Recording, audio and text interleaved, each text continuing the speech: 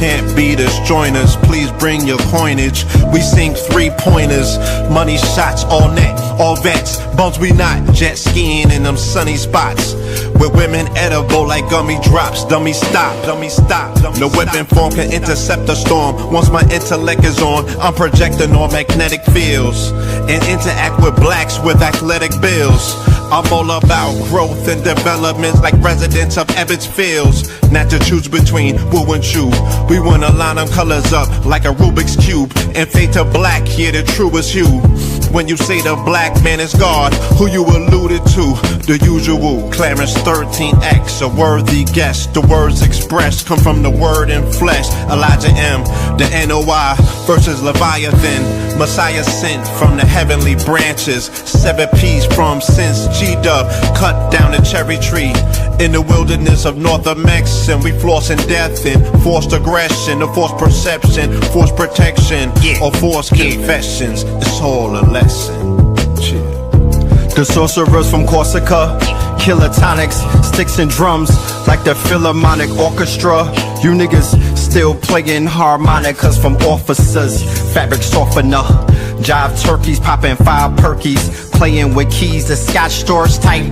For that soft white, we could've caught life, just being forthright. First class on my 4th flight, popping out like Fortnite. Every night we lit like Porsche lights. The meek shall inherit the earth, oh yeah, the scorched type. And these niggas, they some hoes in these streets. Me, I'm 10 toes in these streets. They lost their souls, niggas got holes in their feet. Shit, I'm just worried about the craft and how to perfect it. Not worried about the craft, yeah, that's out of perspectives. Focus on the chip like I'm Robert Kraft, and then how to protect it. It's the waves of the oceans. Get to the money, nigga, save your emotion. Descendant of the slaves in the graves in the oceans. Mastermind that the waves is in motions. These niggas, they addicted to the folly, addicted to that molly. Making me a movie, them sticks made of holly. I'm Dr. Manhattan, sitting on top of Manhattan. When I get all 5 rings, snap my fingers and pop up on satin. Dressed in all black, yeah, drop top the Phantom. Bless.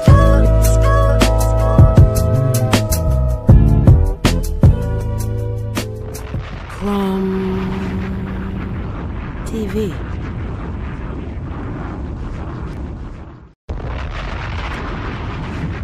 Peace to the family.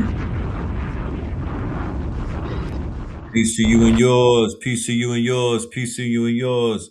Welcome, welcome, welcome, family. This is a special episode of KTL.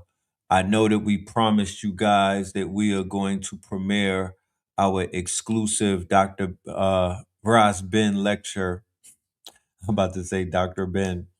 Our exclusive Ross Ben lecture from December when he did the 2026 predictions and whatnot. So without any further ado, we are going to present that on this platform.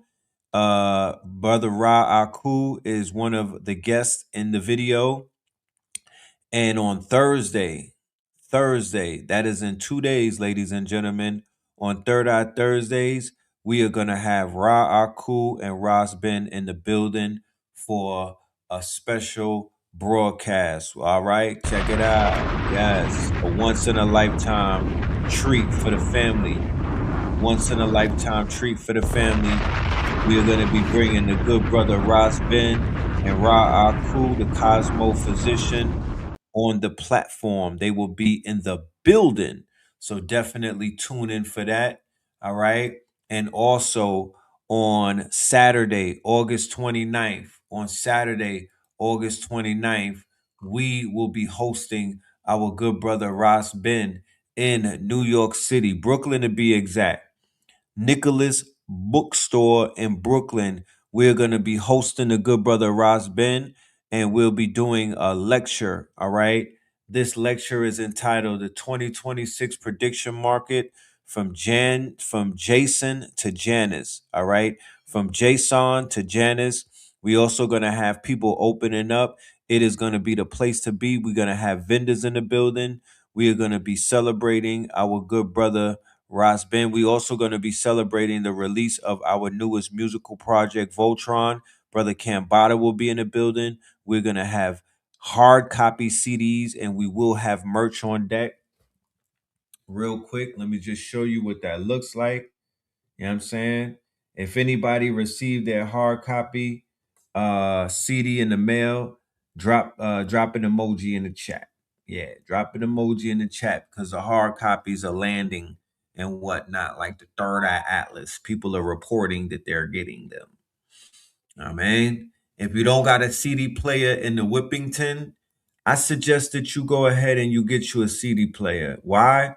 Because you don't know what first and foremost, you want to own your music again. You own nothing with the streaming services. You own nothing. If they decide to go out of business, then all of that is taken away. There's a case right now with PBS, right? PBS, Reading Rainbow, Sesame Street. PBS lost 70 terabytes. 70 terabytes. I don't know if you know how much footage that is.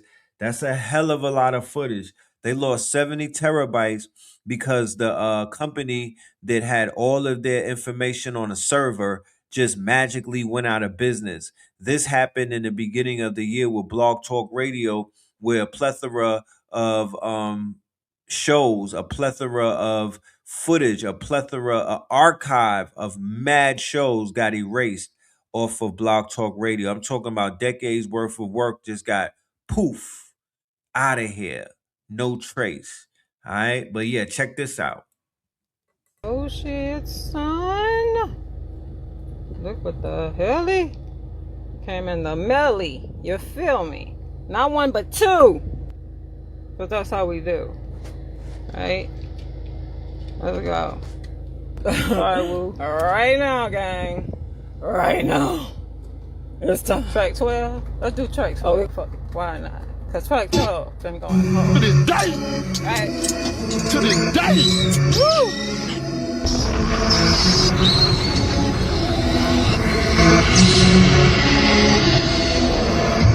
We the collectors of the art, the thinkers, the doers, the knowers, the architectures of the art. Triple dark moon protectors of the hearts. Triple dark mega yachts, 444 megawatts. Firm biz, nature, Foxy, AZ, Don, Escobar, moving megatons, mega bucks. 444 megatrons, they call mega bucks. Look, she got the CD next to the Wu-Tang, next to the 36 Chambers, a classic. You know what I'm talking about? I'm honored. But yeah, them hard copies are waiting for you. Make sure y'all go ahead and grab that. We will have those on deck when we are in New York. We will be signing the CDs, putting our John Hancock on them. We will be signing the CDs, which makes that a collector's item. So we're about to play this video. It's about 3 hours. You know what I'm saying? If you're not able to watch the whole 3 hours, come back and watch the replay. But I'm going to be doing more of this. I'm going to be uploading exclusive lectures that we've been doing, and I'm going to be playing it on the channel just to give people some information and some data that you could utilize, that you can apply, kinetic knowledge and whatnot. I don't want to gatekeep anything. I don't want to keep the information from the people, because y'all deserve it and whatnot, especially those that are out there doing something with it. So without any further ado, we bring to you the Winter Solstice featuring Ras Ben with the guest appearance by Ra Aku. All right, let's get it. OGs, the legend is in the building, all the way from Philadelphia, even with B-Dell telling us about travel restrictions through holiday traffic, right? He did a lecture yesterday in Philadelphia, right? And then right after that, he was on a plane, and he's with us in the wonderful, beautiful state of ATL at Spin City's headquarters. How do you like it here, my good brother? It's much warmer. Yes. About 30 degrees warmer About down 30 here. degrees warmer, huh? Yeah. All right, no doubt. And it's good people, good vibes. So I'm thankful. We so grateful to have you. Yeah. We might send a ransom note to your people in Philadelphia. Might hold on to you for about a week or so. You know what I mean? All right. Send the bill money in the envelope. Be like, we on the mounds with the guard. So thank you for showing up, and I look forward to I got a sneak peek at your presentation, and man. I'm here to let y'all know y'all are in for a treat. Make sure you have your pens and pads on deck, but also there's a method that I am utilizing that I want to share with y'all. It's called the 5 fingers of death. And when I say death, I don't mean death. I mean death, like going deep. 5 fingers of death. And that is opening up Grok, which is Twitter X, Grok 4. This is for everybody in the building as well, because this is the AI research, which is going to yield a more fruitful return than the Google research, right? So Grok 4, Claude, Opus 4, Gemini 3.3, ChatGPT 5.2, right? And then GenSpark. Those are the 5 that you will go deep dive in, or Perplexity, right? All of them have free plans. This is where you go and do your research when the information is being dropped and whatnot. This is where you go to do your research, and you'll be, you'll get a lot more out of what you're getting from these master teachers. So without any further ado, my good brother, I want to turn the camera to our other special guest, the other legend. Both of these brothers are KTL All-Stars, by the way, BTW, meaning that they've been riding with this platform since the days of Blog Talk. Not YouTube. Not YouTube. Before YouTube even existed, we were working together, doing the same thing that we're doing right now. Would y'all say at a higher pace? Yeah. At a higher pace, you know what I mean? Respectfully. And now we're here at the beautiful calendar year of 2025, post Third Eye Atlas. We're in a new timeline. And I am so pleasantly pleased to have the legend in the building, none other than our good brother. You know what I'm talking about? The brother from another Raku, aka the Cosmo physician. Let's clap it up. Physician. Cosmo. Wrap it up, y'all. Wrap it up.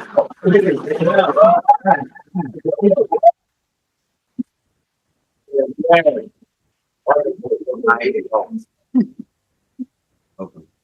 Thank you. How do you? I appreciate that from everybody here. Yes. Because, I was a cornball at the age of 14 trying to learn this. All my friends looked at me as a cornball. You want to be a wizard. You want to be a magic. Right. Now, they can't leave my phone number alone. Okay? So, but at any rate, I appreciate that I'm in the midst of a crowd of people who appreciate me. That are fine. Yeah. That's where I'm at with it. Well, you're no longer a cornball.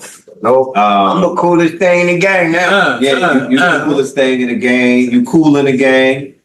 I'm very proud of you. We've both come a long way. Yeah. I was extremely rough around the edges when we first met. I'm still rough around the edges. I'm still rough myself. But I would like to say the steel sharpens steel.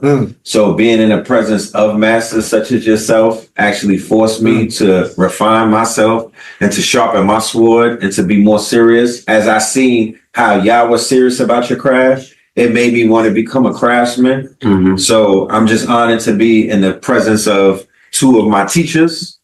And we're going to have a great session tonight. Do you just want to get a historic build and whatnot? You feel me? So much are going to be talked about. We're going to meet vendors tonight, right? So we're going to have a new approach because of this new age that we're living in, right? The new approach is that we're going to, quote unquote, do online shopping with our in-house businesses because we're inside of Spin City headquarters, which is a marketplace, right? Let them see you spin. There you go. It's all good. You feel me? So, what's going on to the family, man? Peace to you and yours, man. We definitely in Spin City HQ, man. I got some real big Giants. Man, I'm grateful, man. The Giants came and chose my house in Atlanta, Georgia to get busy with y'all. So, y'all stay busy. Y'all stay productive.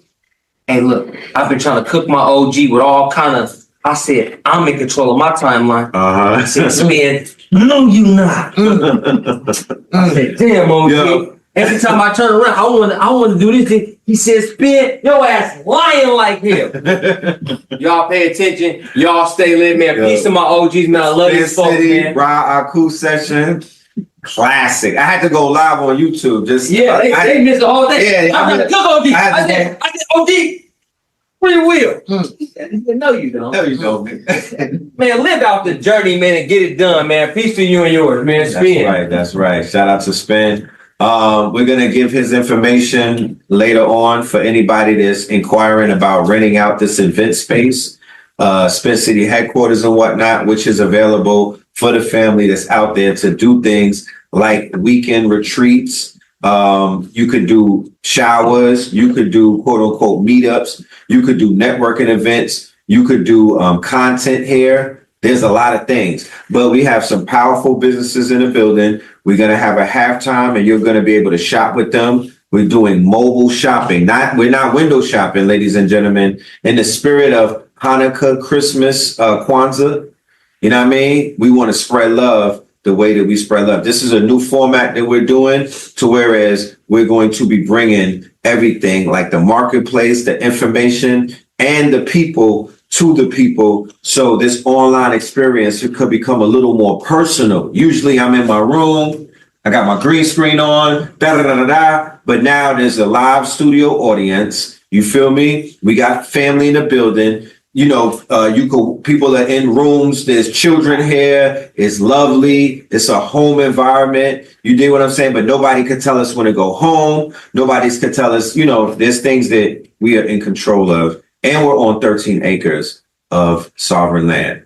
So with that being said, ladies and gentlemen, I want both of these special guests to just give the family a brief breakdown, a synopsis as to what it is that they'll be receiving today.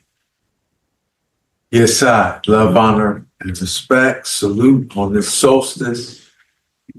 I would usually do like an annual vision or annual forecast by reviewing the year prior, right? Yes. But I'm not going to do a review this year. Why?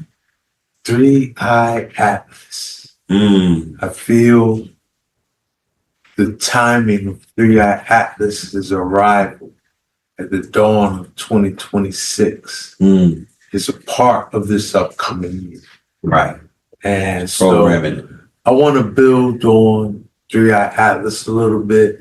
And what I've observed is there's a lot of information on the outer net on 3-Eye Atlas, right? Can you explain what the outer net is? Internet. Okay, right. Yeah. You know, there's a lot of that information out there.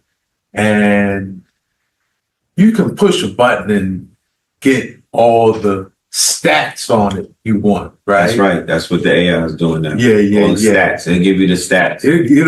But the ancestral intelligence, the channeling, the and download, the astrology, and the astrology of it. All right. You even said how we're on a new timeline, right? Yes, we are. With 3-Eye Atlas. Mm-hmm. One thing 3-Eye Atlas has done for me is it's open. I felt astrology as a science, Western astrology at least, it was very limited. Right. It was confined within our solar system. Yes. Right? You know, and Pluto, like we just studying that, right? Right. But 3-Eye Atlas has shown us like, wow, we're in the cosmos, we're in the galaxy. Right. How does all that fit in? It got people interested in interstellar. They didn't even know what intergalactic and interstellar was. They didn't even know why it was the third interstellar object, and they say, what Exactly. the hell is that? Exactly. They thought it was the movie. Exactly. But because of the movie, it primed them to get a better understanding of what an actual interstellar object is. Yeah. And coincidentally enough, the movie Interstellar comes out, and then we're introduced to 3 interstellar objects, and this has never been recorded before. There's never been a recorded interstellar. So 3I is third interstellar, and then they name it coincidentally Atlas. Right. And Atlas in Greek mythology did what? Hold the world up. He holds the world on his shoulders. And Atlas is the one who stopped Prometheus. It was Atlas who stopped Prometheus and ran him out to Zeus. Yeah. But Prometheus is AI. Prometheus is Antichrist. Prometheus is whatever is awakening that an Atlas would have to come and stop it. Yeah.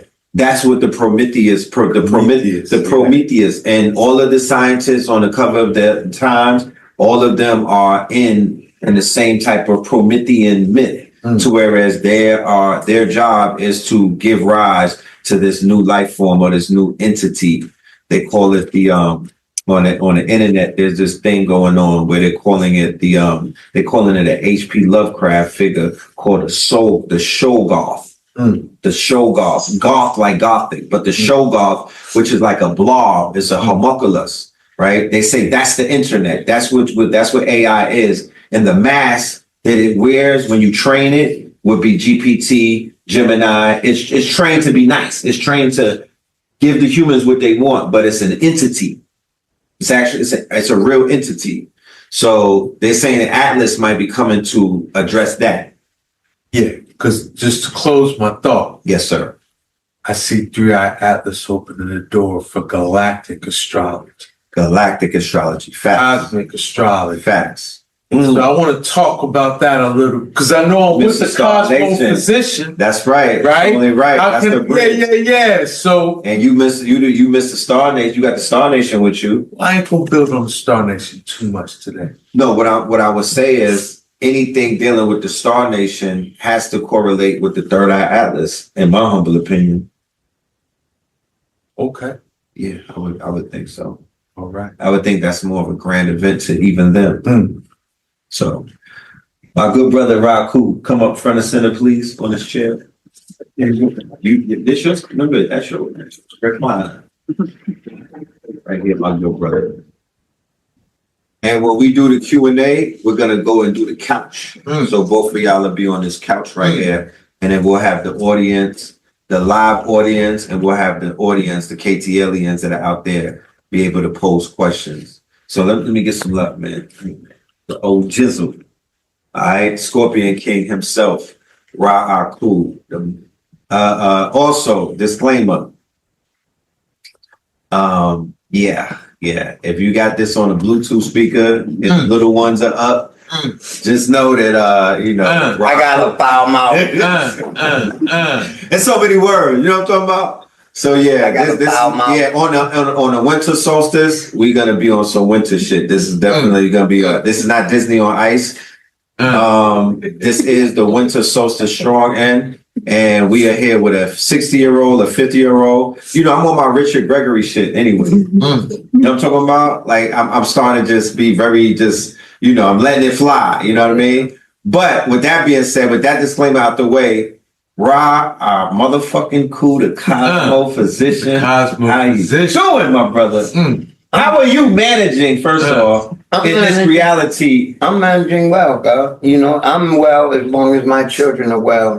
I became a father 8 years ago. Since then, my religion has been a dad. Welcome to the club. I feel the same way. 18 years ago, my religion changed. I was a monolithic worshiper. I was worshiping myself. And then my little one that ain't changed. That definitely ain't changed. But now I get to worship, with a group of children and whatnot. So 3 children later, my purpose has definitely been redefined. I feel the same way as long as I could make them happy and as long as the option of them being happy, because they'll choose if they want to be happy or not. These kids these days, they be like, nah, I want to be emo today. So that's a choice. But as long as I can make that happen, then life is great. It's to me, that's success. I don't know. I don't want that. I don't know what else to define it by. You feel me? It's not a monetary value. It's really just, being able to create something and sustain it. Yeah, that's the challenge, man. I made these children, and as long as you can keep them happy. That's not my primary concern. I need to keep them fed and learning. Right. Yeah. Right. They'll decide what they're going to do with their happiness. Yeah. You dig? My job at this point, to keep them fed and to keep them well informed. That's a fact. So let us know, my good brother, what do we have to look forward to in your presentation tonight? The family is very eager to hear from you. It's been a while since we've been over here on this platform, since we've been privy to your knowledge. All right, well, let me do some explanation. Yeah. Okay. Yes. Okay. First of all, I'm not going to deal with the year 1926 in my. I did that on 360 Empire. Not 1920. Yeah. 2026, right? Excellent show that you did too. Excellent show. I already did 2026, my version of that. What I wanted to discuss was the current sky right now and where it's going. I got up onto 2 ideologies this month that have gotten my head whirling. Okay. One of them came from you. Was retro causality. All right. Right. We've been looking at this in cosmophysics. We just didn't know that there was a name for it out already. Right. Once I found that name, I used the first person I called. Retro causality. Retro causality, man. I ran to the God. A couple years ago, we had started this new group on Facebook, and we were studying eclipses. Yes. And this was around the time that the police killed that girl through the window. Through the window, massive. And killed that other guy. Oh, Breonna Taylor. Aubrey. And the other one was a guy. Ahmaud Aubrey. That got killed, right. Both of them were born on the same day, y'all. What you mean? They were born on the same day and year, just hours apart from each other. Breonna Taylor and Ahmaud Aubrey were born. I'm not sure if his name is Ahmaud Aubrey. Now, the police were chasing him.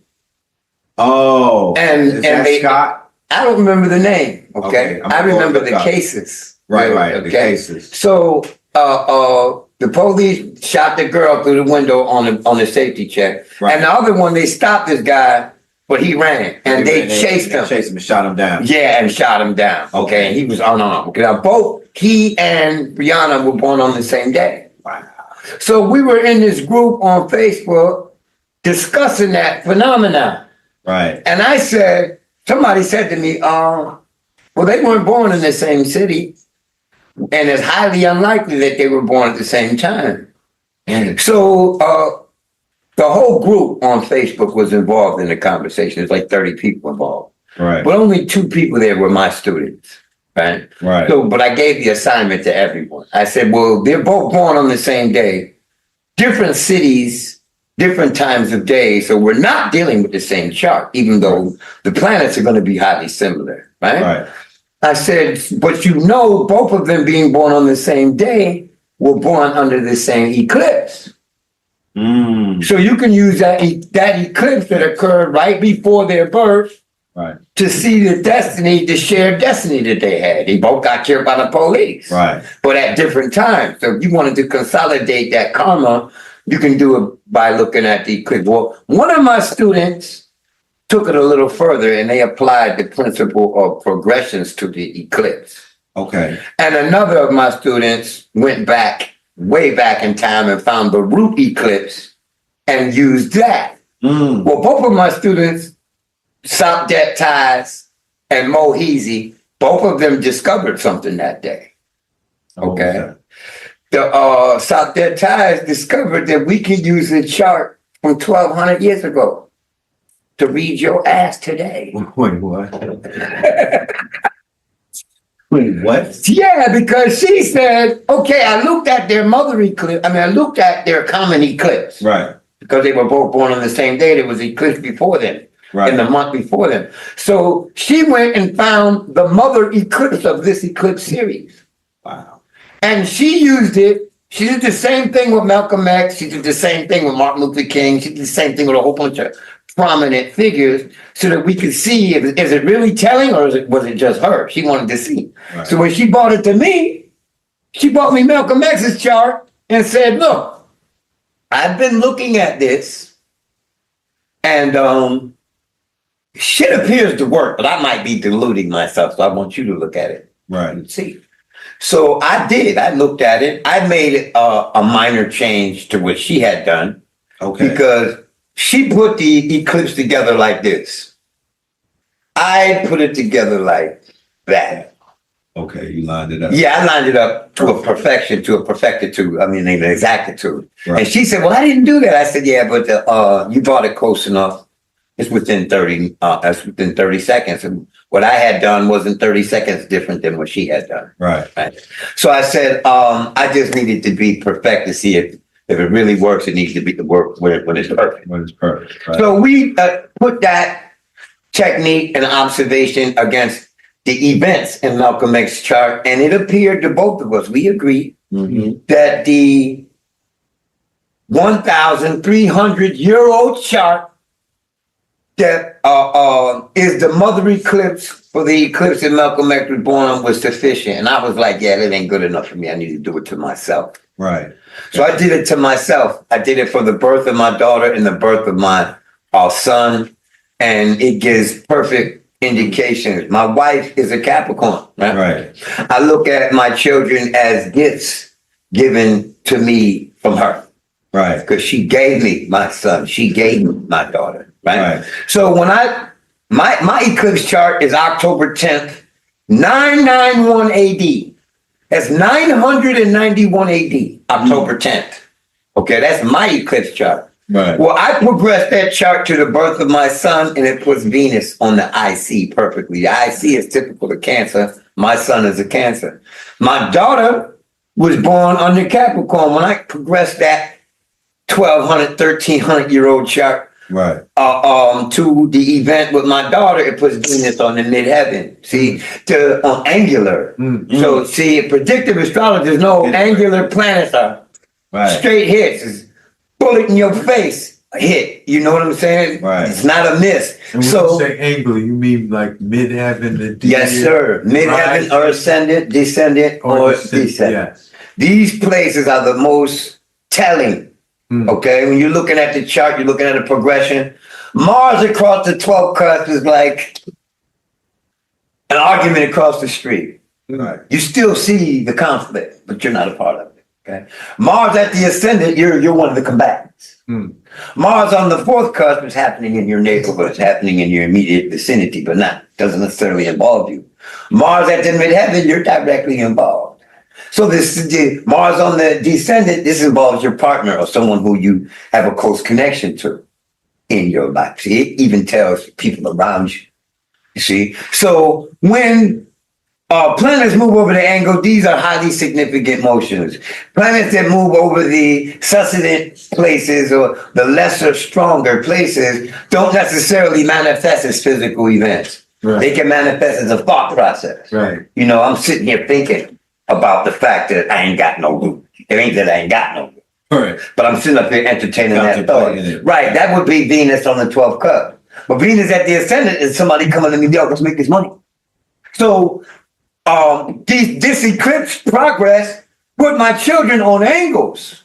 That is very important for predictive astrology. So we looked at the lives of other people, Malcolm X, Martin Luther King, just to make sure that it wasn't just me. You know, I could use this for my chart. Can I use it for you? Can I use it on your chart? Can I use it on your chart? So once we discovered that we could use this across the board, it opened my mind up to a whole new ideology. Because if I can use a chart from 1,200 years ago to tell you what you're going to do next week, man, this is phenomenal shit. That's phenomenal. Okay? That's crazy. So that wasn't the end of it, all right? So, my students, when they graduate, they don't go away. They're still in contact with me. They're still calling me. Yeah, and they're telling me about their experiments they're performing and the successes that they've had with the science. So I'm talking to one of my students now. He graduated and he actually. Matter of fact, we got to get this thing going. This is your segment. We're gonna let that fly when your segment. As Matt, do you mind? Please. Do you want to just? This is the segment. I don't mind. I don't have to go first or last. No, this is it. This is it now. Okay, I'm going. Well, I already thought that, really. Huh? I already thought that. I thought I was in my segment already. No, you are in your segment now. Right. Ladies and gentlemen, introducing Ra Aku. Clap it up, y'all. Clap it up. Clap it up. Right? Yeah, let me let you go. Do your thing, my brother. All right. So let me pick up where I left off. Okay. So once I saw that a chart from 1,200 years ago can give us pertinent information about the present as well as the past or the future. Okay. Right.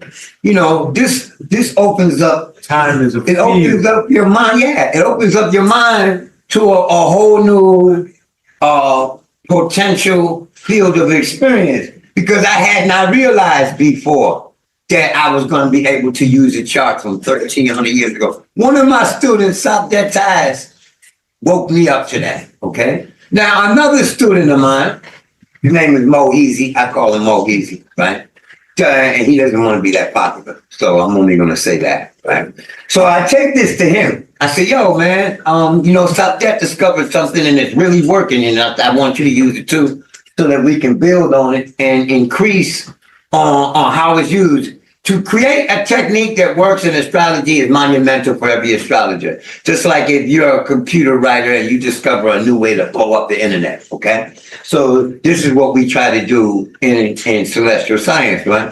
So I show it to Mo, and I'm trying to motivate him to be more involved in the research that we're doing because, some students come and learn and they stay within the bounds of the curricula. Other students start experimenting with other shit. So, it's just like any other academic field. Some people are going to take it to the next level. Some people are going to stay within the boundaries of what they learn, right? So I'm trying to motivate my dude, Mo, to get into to be more interactive with us on the research tip, and he's like, man, I don't need to do all that. Like, I'm working with this here, and I'm satisfied with what I got. And I understood where he was at because I stayed with a formula from the age of 18 all the way to the age of 27 and refused to use anything else until I got it down pat. So that's where he's at. But I told him, I said, look, man, this shit is getting really diverse. And I told him about the eclipse, the mother eclipse cycle that South Dead discovered. And he said, well, I'm going to do something different. He said, we also use Saros charts, Saros series. Okay, y'all can look that up. SAROS. It's a period of 6,585.3 days. Okay, so every time an eclipse occurs, it has its generational indications and its populational public indications, right? So, and we were using eclipse charts. So what Mo did, and this was his idea, okay? He just used my formula, okay? But he took the most recent eclipse because that occurred in his series, and he progressed that with a minor progression. And what that did was gave us a chart for 2 or 3 years from now, a chart for the future. So this chart hasn't even happened yet. And what the chart had in it was Mars in Cancer opposing the moon in Capricorn. Now, we calculated that chart for the moment, even though it gave us a chart in the future. Okay, those people who do quotidians and do progressions will understand what I'm talking about. And then it's too long to express, But anyway, we got a chart from 2029, all right? And that chart described what was going on outside his window at that moment perfectly. There was a young girl out there wearing a red jacket, cussing out an old lady wearing a black coat. And I can hear it. Oh, bitch. Oh, you stop.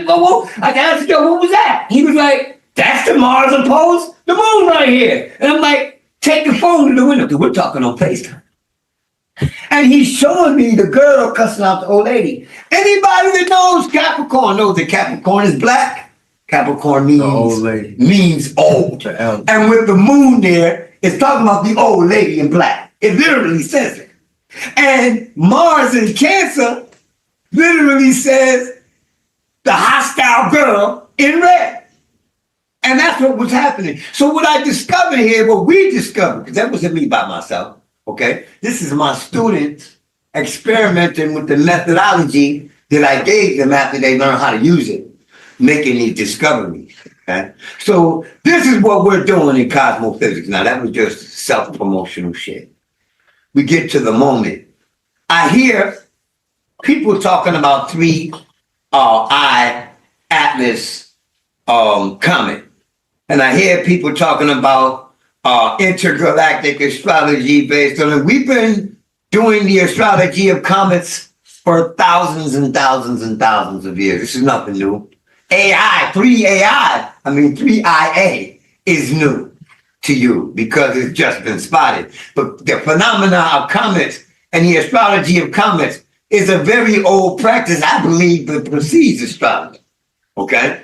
Now, how do we use comets astrologically? There's a method. There's method to the madness. And there's Mesopotamian, there's Sumerian, there's Chinese, and there's Vedic. Okay? And all of these systems of astrology use different criteria in their analysis of that comet. However, they all agree on a set of 4 things, okay?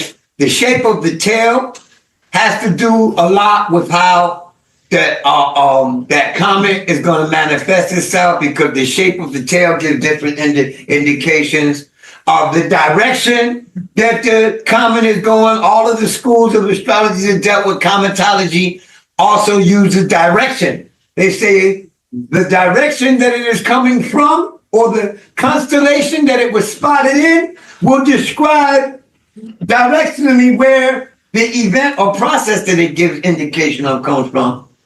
And the direction that it's going will, and the sign that it is going to disappear in from our vision, will give indication as to the results of it. So right now, AI Atlas was spotted in the constellation of Sagittarius, okay? But Sagittarius is Capricorn tropically.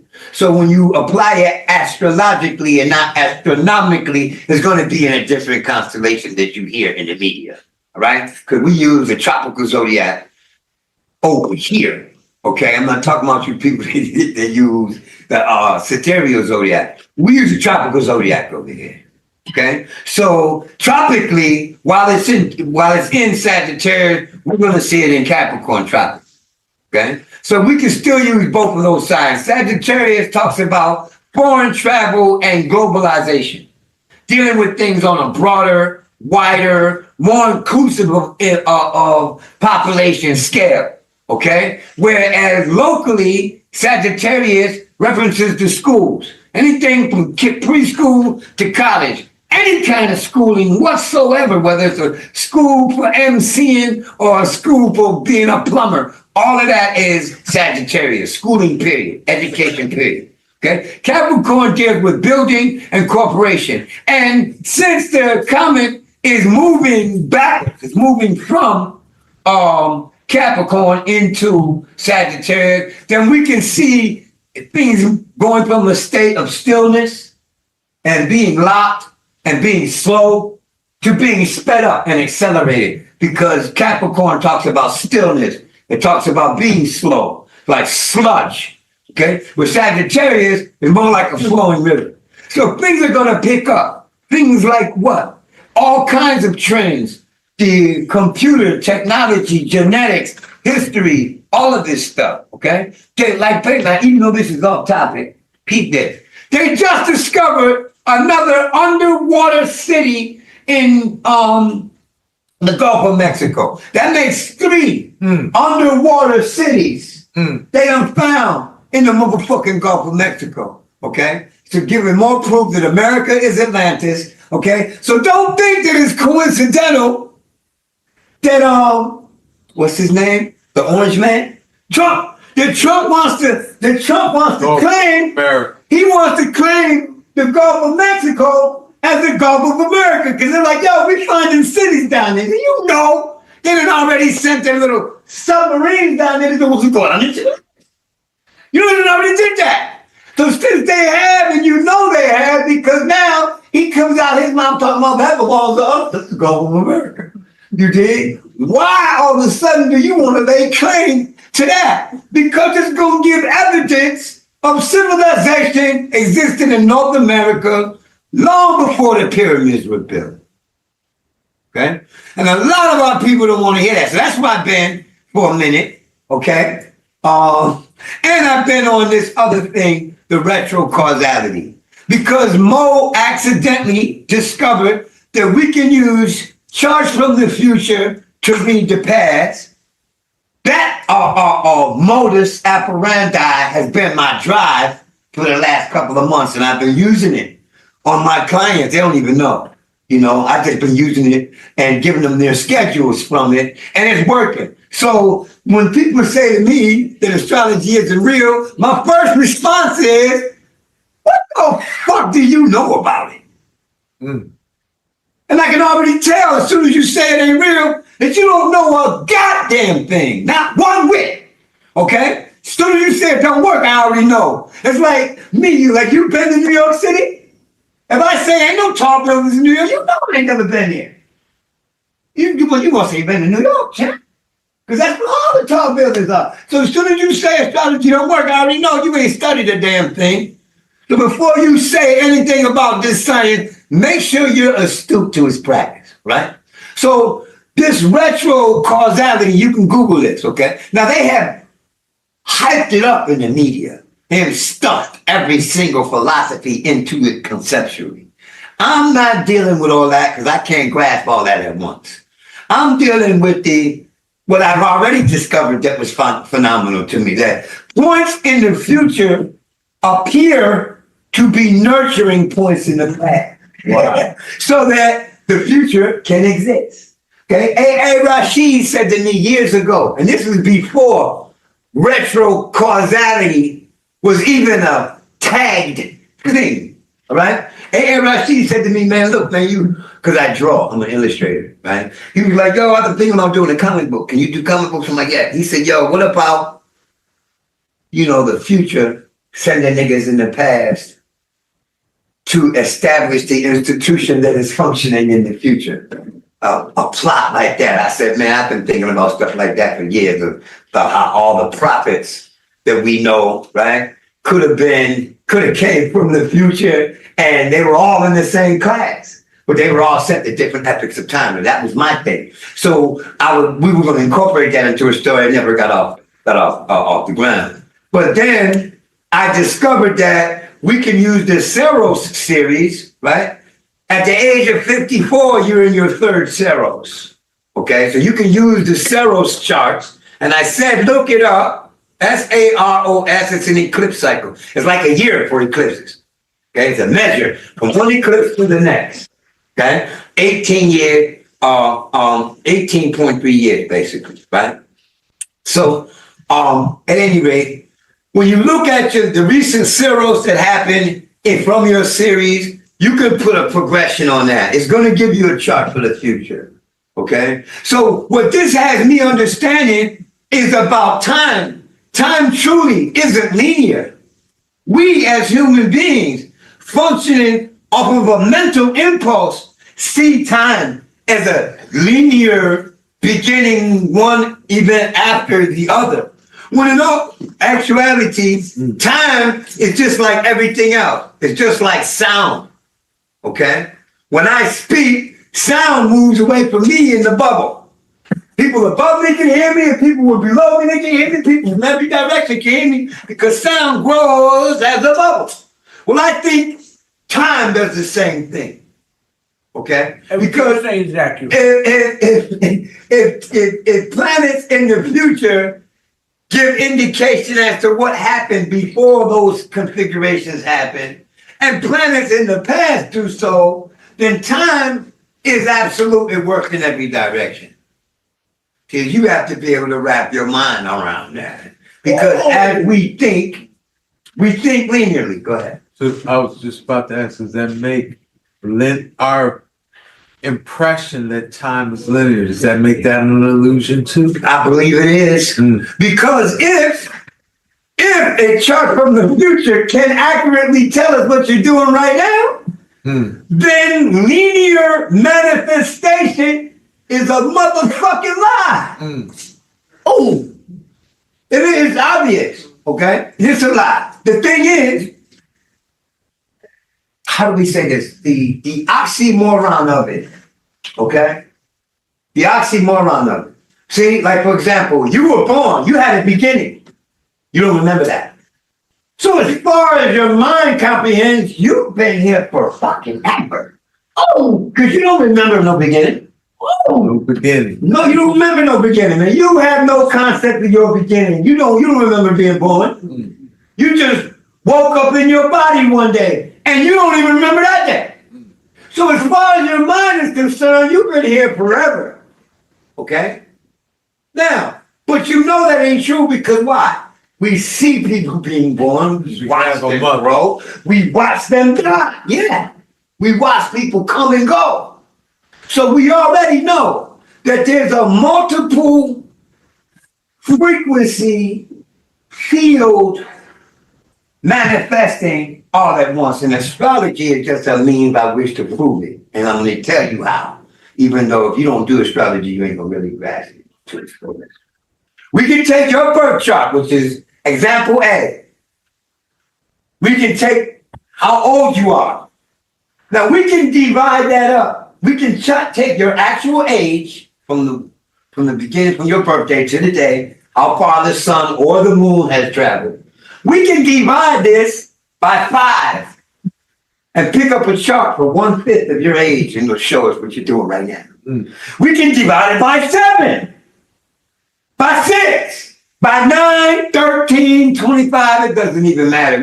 I believe that you might be able to pick any whole number and divide your age up by and pick up a chart for that, and it will show us practically what's going on. So the universe is constantly manifesting itself, and it is ageless. That sounds like the fractal nature. Yes, that's exactly what I'm talking about. Practically, it's operating on every fractal. Reality is acting on the 5th fractal, it is acting on the 7th fractal, it is acting on the 8th fractal, constantly and completely and infinitely. So it doesn't matter whether we use a quotidian of 5, 1/5, or a quotidian of 1/7, or a quotidian of 1/9, because these are all true numbers. They're all going to relate to the truth. So I'm going to see the reality of what's going on in this room, whether I'm sitting, laying down, standing up, okay? So it's the same thing astrologically. I'm going to see the truth. No matter what division, no matter which harmonic I'm going to use, they're all like everybody in this room can see that and describe it. Okay? She's going to describe it because she sees it under this. I see the whole bottle without that. You see the whole, he sees it in front of that. We see it on the side of it. You see it in the front. See, so we all see it from a different perspective. Yeah, we all know this bottle is a goddamn chair. Okay? But we all see it differently. Yes. So this is what astrology does.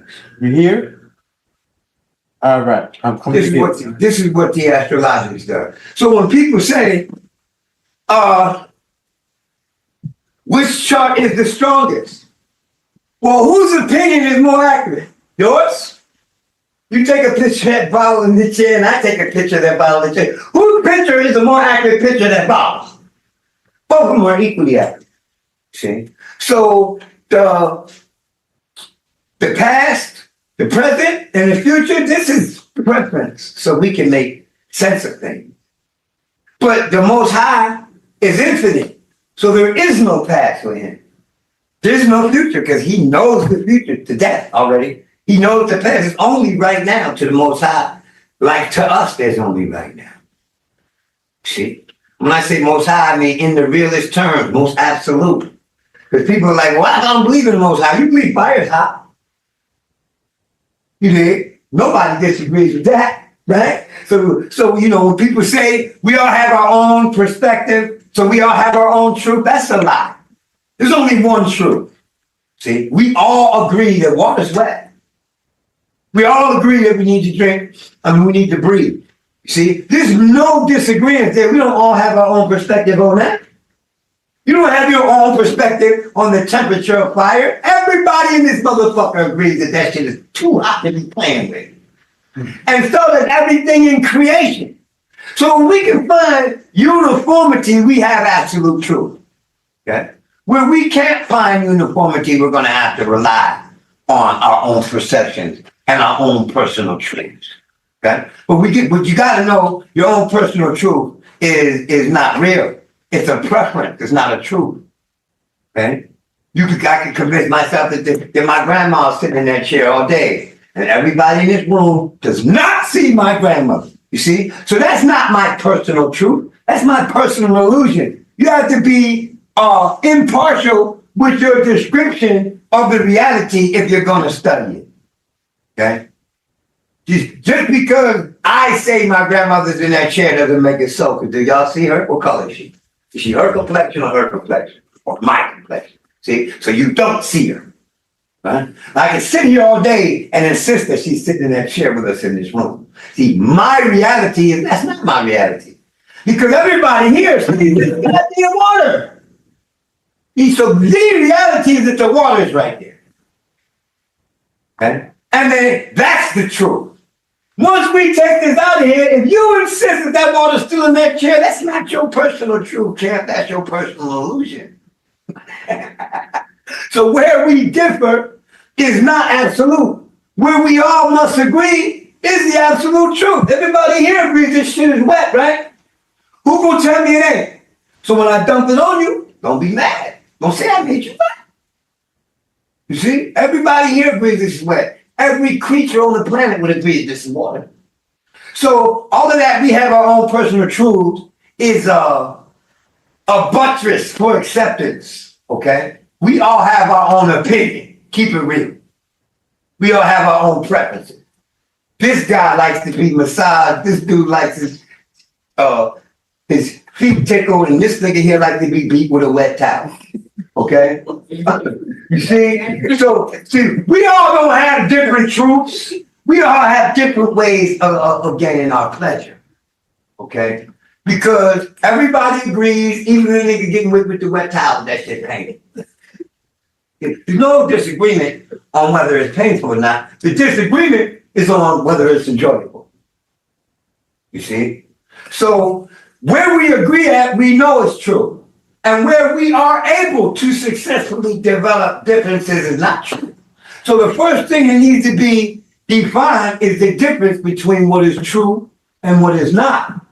Because, like my man said, I'm a fucking tree. You did? Nigga, ain't nobody on the planet gonna identify you as a tree. This is your personal illusion that you're a tree. Your mama didn't give birth to a bush. You see? So what do you mean when you say you're the tree? Because there's an avenue for that. Everything on earth is the earth. Everyone in public is the public. But everyone in public ain't the same. Every tree on earth ain't the same. See? So it's within the proper identifying of a thing.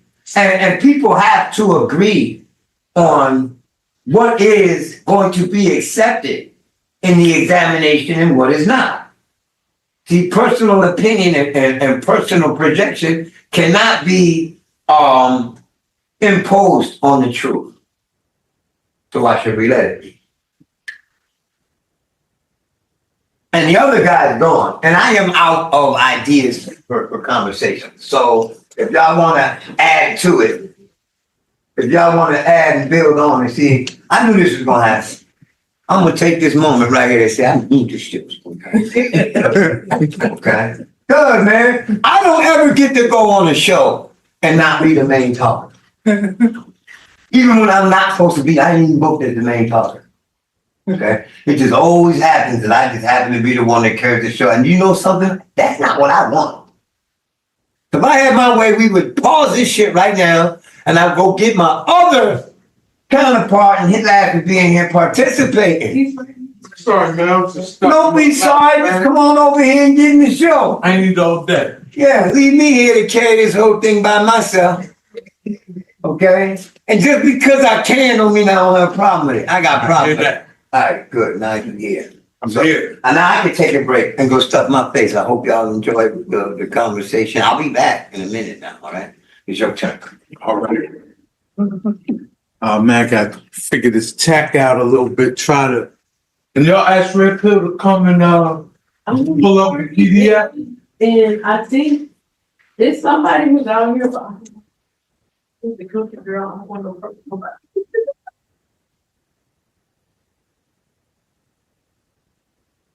The chair.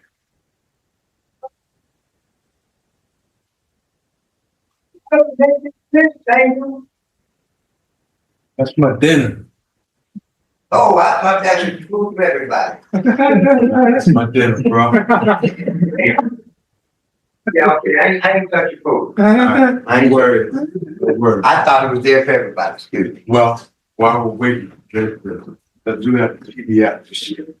Yeah, well, we and you can live until he gets here. All right. I can't see me though. I did want to open with a discussion on 3-Hour Atlas because I know the Cosmosician spoke on a little bit, but right, it's the third interstellar object or intergalactic object that's been observed since we've had a telescope. And I think the direction that it came in, the direction that it came in as you were speaking, like from that Sagittarius Capricorn. I used to talk to humans. It's hard for me to look at the screen and Yeah, I know, I was doing the same thing. Go back and forth. Yeah. You can So, look at the humans. I see. All right, let me do this. Get everybody. All right. I was still turning around too, because I'm more comfortable talking to It's people. hard talking to a screen. Okay. Excuse my back. You know, and So you can look at, oh, that's what I did. yeah, maybe sit sideways. There you go. Just don't get out the picture yet. Stay All out the right. picture. How's that? That's good because they can see you talking and we can see you. Give thanks. Thank you. But they can't see your face. All right. It's how's that? All right, I'm gonna focus on you. Right there. Good brother. All right. Yeah, you can talk to me. Yeah. So That's how I was doing. I was talking to him coming from and her. the direction of Capricorn, like, you know how we're in the cosmos, right? That's the visible universe. The universe that if you could see a star, if you could see a galaxy, if you could see a planet, it's in the cosmos. All right? The visible universe. The stars aren't randomly distributed throughout the cosmos. Stars congregate in communities that are called galaxies. Y'all with me? Yes, sir. All right. So, what's the name of our galaxy? The Milky Way. All right. So, where are we in the galaxy? Hey, Red, pull that. Yeah. Where are we in the galaxy? Great question. I think that's what astrology used to be. It used to be like our galactic compass. You know, like if we're looking in Sagittarius, we're looking in the center of our universe. If we're looking at Gemini, we're looking at the outer darkness outside of I said universe, I mean galaxy, excuse me. When we're looking at Sagittarius, we're looking in the center of our galaxy. When we're looking at Gemini, we're looking in the outer darkness beyond our galaxy. We're looking at Pisces or Virgo, we're looking at the galactic plane. So it kind of used to be our compass. We could kind of orient where we are in the galaxy, where our sun is in the galaxy, right? But we've lost that. In the West, we kind of, and when I say West, Western astrology, right? We say Pluto's the farthest out planet, sun's in the center, and that's really all we study. There is a realm that deals with fixed stars, right? Giving each star a degree of a certain sign and a certain meaning, like Regulus, the brightest star in Leo, being a star of leadership, So we do have that, but it's like our galactic awareness in astrology has been lost. But as Riz said, we're on a new timeline. We're on a whole new timeline. 3 Atlas has kind of shook up how we thinking about things. Right. You know what I mean? It's expanded. I'm sorry to cut you off, but I feel that it's expanded the collective consciousness to completely agree, right? Because this is agreed upon reality. So the collective consciousness has agreed that we are not alone, right? Without intrusion, without like an invasion, or without the government going crazy, we came up to a collective agreement. All nations, all colors, all creeds, all religions. They're like, you know what? Collectively, we're not alone. So the collective consciousness will change, which will open up the possibilities and allow for that reality to manifest. Because collectively, we were all on lockdown because we were like, there is nobody outside of us. There is nothing outside of this. We are the only ones. But we're seeing it's an alien intelligence, right? They're saying that the way the Third Eye Atlas was moving and everything that they captured about it, it proves to be an alien intelligence, right? During this age of artificial intelligence, right? And then we have a rise in ancestral intelligence where people are coming online. They're figuring things out. They're tapping into galactical memory banks and whatnot. They're coming up with like the brother who made the gasoline out of banana. You know what I mean? People are coming back online with their original Aboriginal inventor brains. The memories are coming back because we're all underneath this spell of Kingu. We're all asleep. You know what I mean? It's like amnesia or Hiram Abiff, right? That they said they put him in a shallow grave, but he is completely flatlined. Who saw the TV show Watchmen on HBO? Right. Dr. Manhattan was who? A black man, Calvin. Dr. Manhattan was, I don't know if you know this, but for all of my comic book buffs, right? So in the DC universe, who is the most powerful character above Dr. Manhattan? Let's just say that. Captain Marvel. I do manga, not comics. Okay. Who's the most powerful in the whole universe? There's a conversation online that Captain Marvel might be more powerful than him. But from that point on, everybody else is not as powerful as Dr. Manhattan. Not Superman, not anybody. There's only one other person in the conversation as to who is the most powerful person in that entire universe. Remember, there is a DC universe, there is a Marvel universe, there is all of these universes, right? He was a black man on HBO on a series that just came out. Matter of fact, it came out in the year where everybody was waking up. Right? Watchmen was around 2020, right? The same time that Lovecraft Country, which is, in my humble opinion, the most important TV show of this generation, where we are right now, post 2020, because it taught you about Lovecraft. Everything dealing with the internet, everything dealing with the AI, everything dealing with the far right and their occult, everything dealing with this Kabbalah stuff, all of that is H.P. Lovecraft. They're all framing it through his writings and his downloads and his stuff, all of this stuff. the Stranger Things, all of that stuff, all of that is Lovecraftian things. This is what they use. This is the magic that they're using. This is the operating system. But in Lovecraft, they were showing you how the DNA, how the bloodline, everything is in the bloodlines. There's ancestral work that we got to do because there's ancestors that got done wrong. And with the charts, with the cosmos, with being able to chart the stars, right? Ross Ben being able to start the stars, the cosmos, and all of that. You could place yourself, right, directly into that place. With the AI, with Nano Banana, right? They have a feature where you could put the coordinates of any timeline, right, into Nano Banana, and it will give you a picture from that exact timeline and that coordinate. You could give it any coordinate from Google Maps. This shit is crazy, yo. It's pulling information from places that they can't even call it. So you literally could put you could prompt and you could manifest. That's what you're doing. You're manifesting, right? Because remember, we never lived in a time where your thoughts can manifest in the physical world, right? In real time without sacrificing some type of life form, without paying an exorbitant amount of money, right?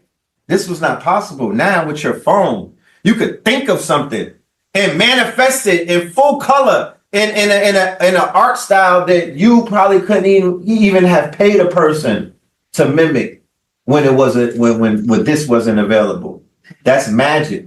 You're able to bring an idea, the most craziest idea that you could drink of, that you could remember out of your dream state, put it into your phone, prompt it, right, which is to cast a spell, put it into the void. When you press enter, it goes into the void, right? Then they'll show you the thinking process, or they'll show you the diffusion process. So it's the same thing that they describe when they break down how the Kabbalah and all of these things work, right? Something out of nothing, right? So after it forms out of the void, it pops back up in a super positioning. It pops back up on your thing. Where does it come from? It just pops back up in a new form. From another dimension. Because you don't know where the pictures came from, because no picture is the same. But they're sending you images back of yourself from different timelines, and you like, oh shit, that's me on a whole nother world. That's a vision of myself that I had when I had a dream that I still remember when I was 12. I remember it vividly. But somehow, some way, it's in my Midjourney folder. So a lot of stuff is going on, both on these internets, on this computer. We don't really know the intricate details, like the real shit behind the ghost in the machine, or what I will call the monster in the machine, or the demon in the machine, but not demon with a DEMON, DAEMON. The daemon. The daemon. But there's daemons in all, there's the daemon is in everything, you know? You'd be surprised how occult this whole AI internet thing is. Because AI and internet is interchangeable. The AI is the internet grown up. Can't separate the two. They trained, they fed. Remember Little Shop of Horrors? Feed Me Seymour? Right? So they fed AI, the internet, and then it becomes what you know as AI today. So it is the internet. It's the grown-up version of it. There's no separating the two. And then it's going to evolve into something even, you know, more intelligent or synthetic for that matter. But I don't want to take the brothers. I have my segment. All right, give thanks. All right, so as I was saying, I think the Zodiacs, or the Zodiac, used to be our galactic compass.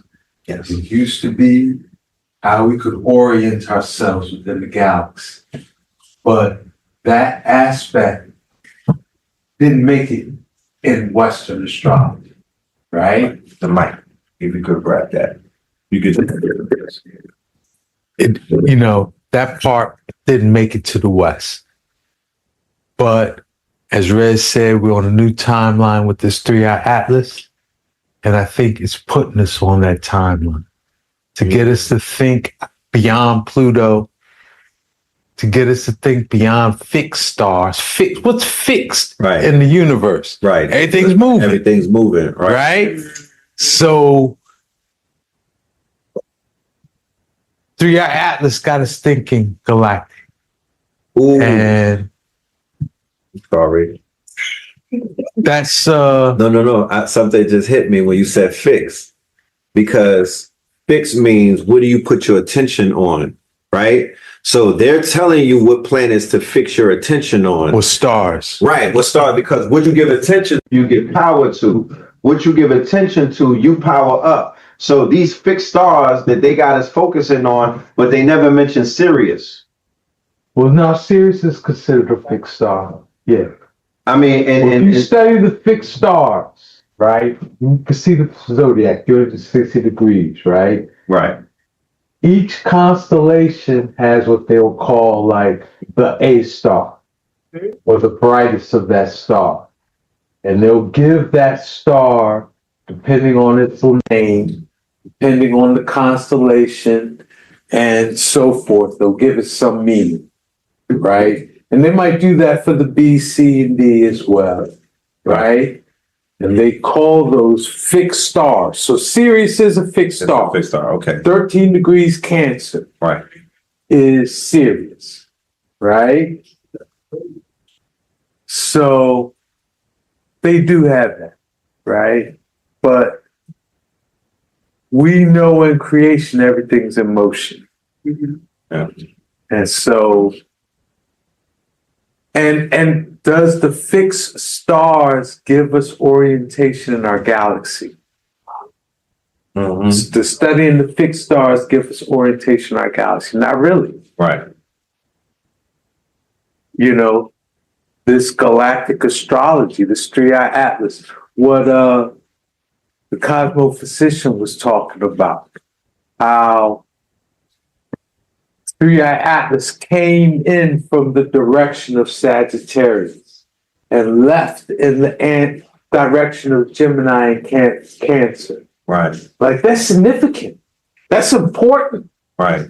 If you take a galactic perspective, not just a, zodiac constellation. Oh, Geminis are going to be empowered because 3-eye atlas left through Gemini. No, it's not. In terms of, let's say when we look at Sagittarius, we're looking at our center of our galaxy. If we're looking at Gemini, we're looking outside of our galaxy, and we see that's the trajectory 3-eye atlas took. What's that telling us? 3-eye atlas came from the core of our galaxy. Right. Right? And is leaving our galaxy. That's interesting. Now, of all the little factoids I've heard about 3-eye atlas on the internet, I didn't hear that. So I just wanted to explore the intergalactic aspect. So where are we in the galaxy? That's the question 3-eye atlas got us asking. Real quick, I just want to know, family in the Zoom, let me know if you could see the slide. I see the Black Star Galactic Core slide. All right. Yeah. All right. So that's the question of 26. And we can see, if you like, I like to put keywords on years, right? I think the keyword for 26, and this theme is going to keep presenting itself, like in 3-eye atlases, for instance. But things are going to keep happening that's going to have us ask the question, where are we in the galaxy? Right. This is going to be the theme of the year and the question of the year. Where are we in the galaxy? Okay. So let's answer that question real quick. Let's do it. All right. So, as we said, we're in the cosmos, the visible universe, right? Right. But stars aren't just randomly distributed throughout the cosmos. Right. Stars congregate in communities that are called galaxies. Most galaxies or stellar communities have this theme and variation. Pleiades. Or the Pleiades. That's a constellation. Constellation. Yeah. So most galaxies have a shape or form. Right. Let's go over that real quick. They have a core. Okay. And the core is usually a black star. What do Western astrologers call? Black hole. Black hole.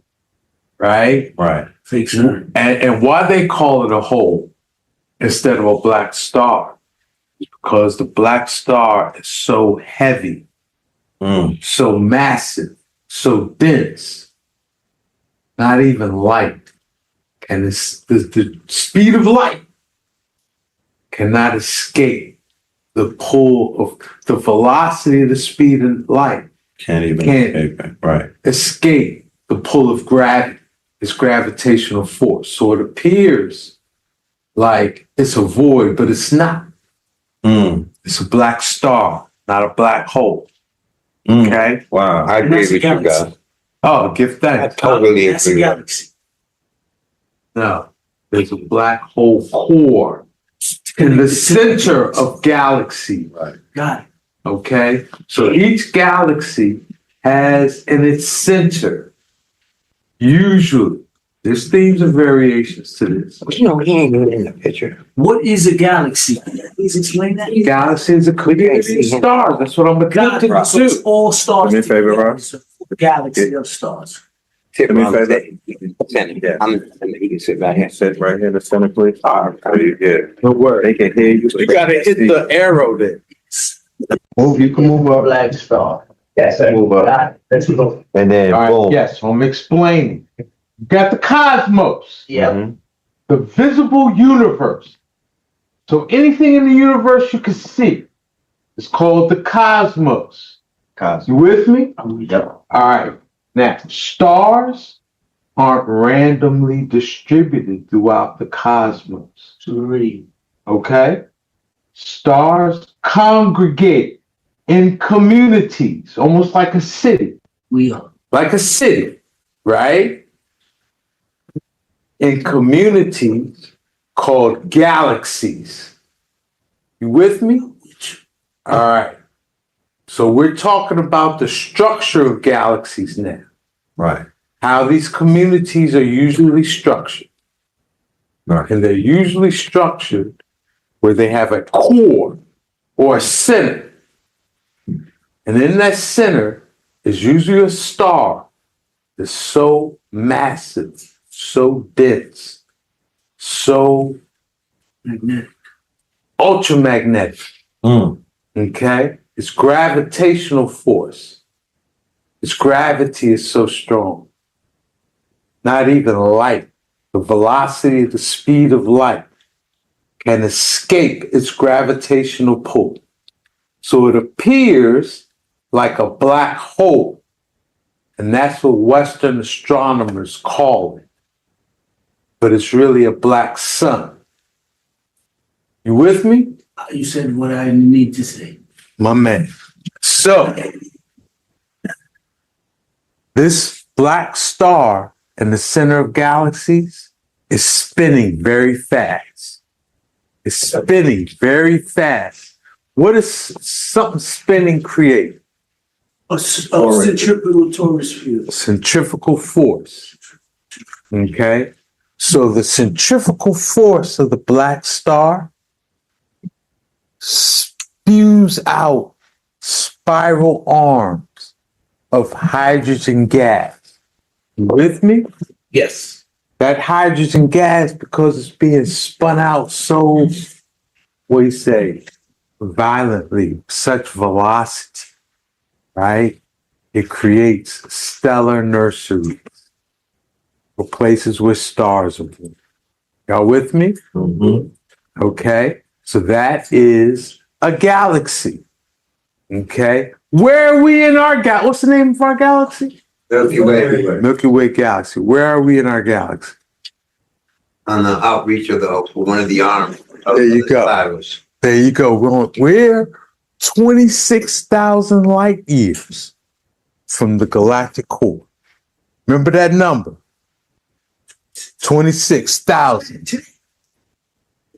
Yeah. I heard y'all talking about it. I thought that was interesting. About the galactic frequency being 26, right? Y'all heard y'all talking about it right out there. And I agree with you. I affirm that. And this might be why, right? Does us being 26,000 light years from the galactic core has something to do with our perception of the equinox being 26,000 years? Maybe it does. Maybe it does. I believe all common numbers are on the same product of the same frequency. Yeah, that's a pause moment because hold on. Look, that's one of those moments where we all have to work together as a collective student body.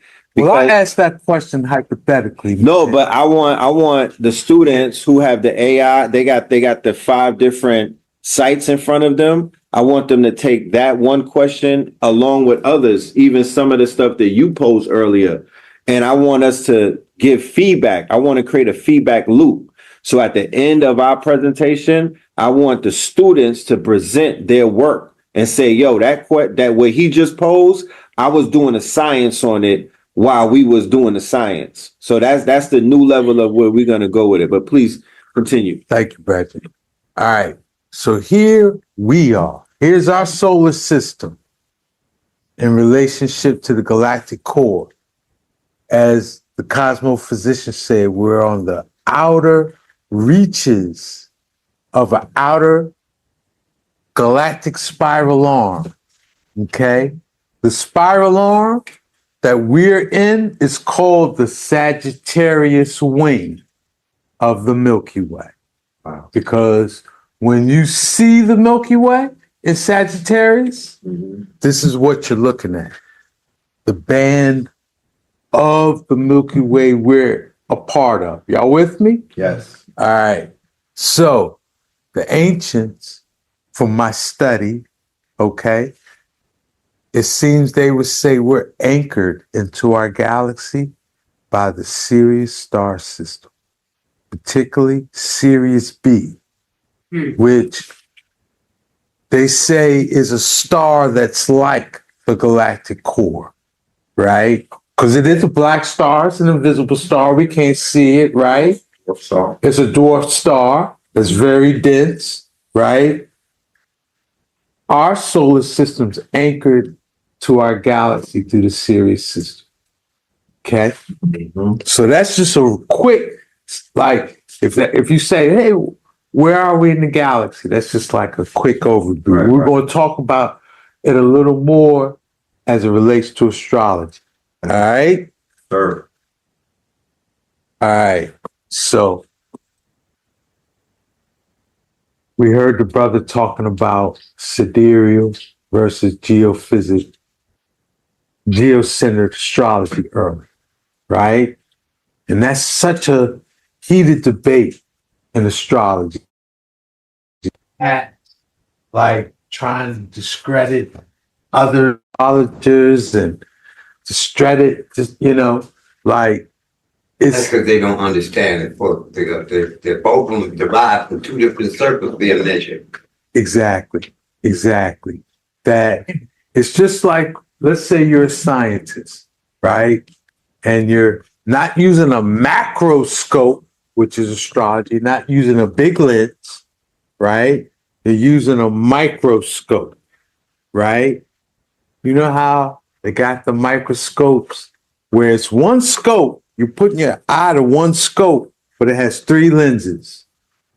And depending on what you're looking at, right? If you're studying a microbe or bacterium or whatever, you'll flip the lens to help you see better. Yeah. Right? That's the difference between geocentric and sidereal astrology. It's just like which lens. That's an excellent analogy. Oh, thank you. Yeah. Real quick, I'm sorry to cut your wisdom. They wanted you to repeat the question again that you asked a few minutes ago that I said that they could research, if you remember that. I remember. Yes. It was a supposition. It wasn't a question. A supposition. There you go. He supposed that the 26,000 year precessional cycle may have something to do with the distance, with the number, right? The frequency 26. Because where you ask is where are we in the galaxy? In the galaxy. And the question, right. 26,000 from where are we in the galaxy? There you go. Thank May you. I say something? Because we was talking about 20. Oh, okay, I'm sorry. It takes 260 days roughly for a woman to have a child. So the gestation. Oh, I knew you was on some Mayan calendar stuff. Yeah. It's 26,000. Yeah. Because they were outside talking about the 26. And yeah. So that's the galactic. There you go. Brother Rich, clap it up for Brother Rich. There you go. There you go. Y'all. All right. What we doing here? Let us continue. All right. Why isn't Joe moving? So that's a birthing time, or also how long it takes to incubate or In order to move things. But at 9 and 26 connected to. You see, yeah, press that again. Some ground right now. Are you maximizing it or leaving it like that? I'm maximizing. All right. It's in them, very receptive to get this. Brothers in the room. Yes.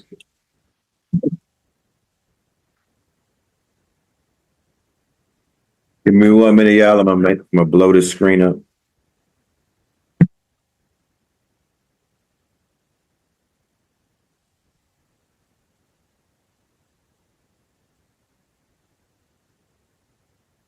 Also, real quick, I don't want to cut.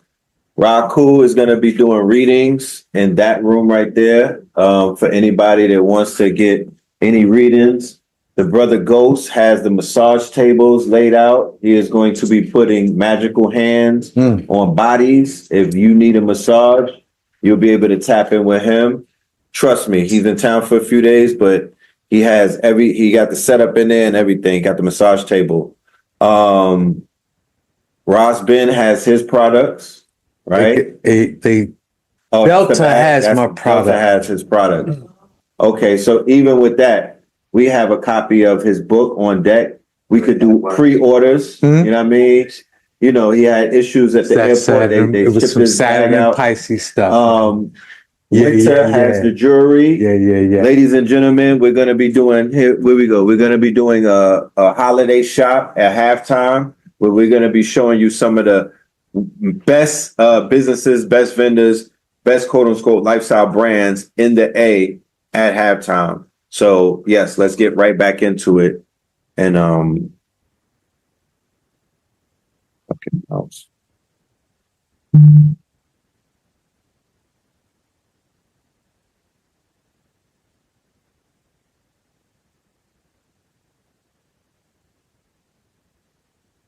In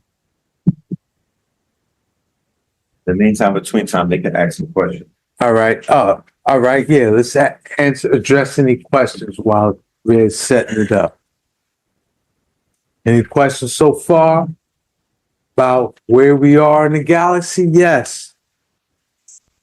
Like the series A's. There sure is. So now the visible star Sirius, right? When you look at, and y'all know Sirius is a very important star. Y'all should be, it's one of the most easily identifiable stars in the heavens. And it is a star you should pay close attention to. Okay? Why? Because our ancestors used to, right? And the Dogon and the Egyptians. You know, in Africa, the star Sirius is very important. For the now, to identify, hold your thought real quick. To identify, y'all could picture Orion, right? The hunter.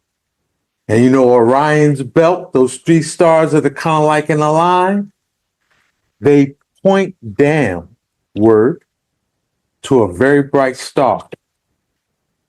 You follow Orion's belt downward to a very bright star, that's Sirius. Okay? And it's visible in our like mid-fall, winter, mid-spring sky. Okay? Yeah, it'll be out when we go out tonight. Yes, sir. Yeah, speaking on Sirius, I know you might cover this later. I know some Sirius corresponds to 4th of July. And also, we got a big conjunction with Mars and Uranus around 4th of July this year. You got any insight on that? Well, why Sirius is associated with the 4th of July? Because you know how we have the zodiac, right? And we said there's fixed stars in the zodiac, right? In that zodiac. Sirius is in the zodiac, right? And the constellation that it's in is Cancer. And it's around 13 degrees Cancer. Okay? So Cancer starts when? July time. Nah. June 23rd. June 23rd. And the sun moves 1 degree every day. Right?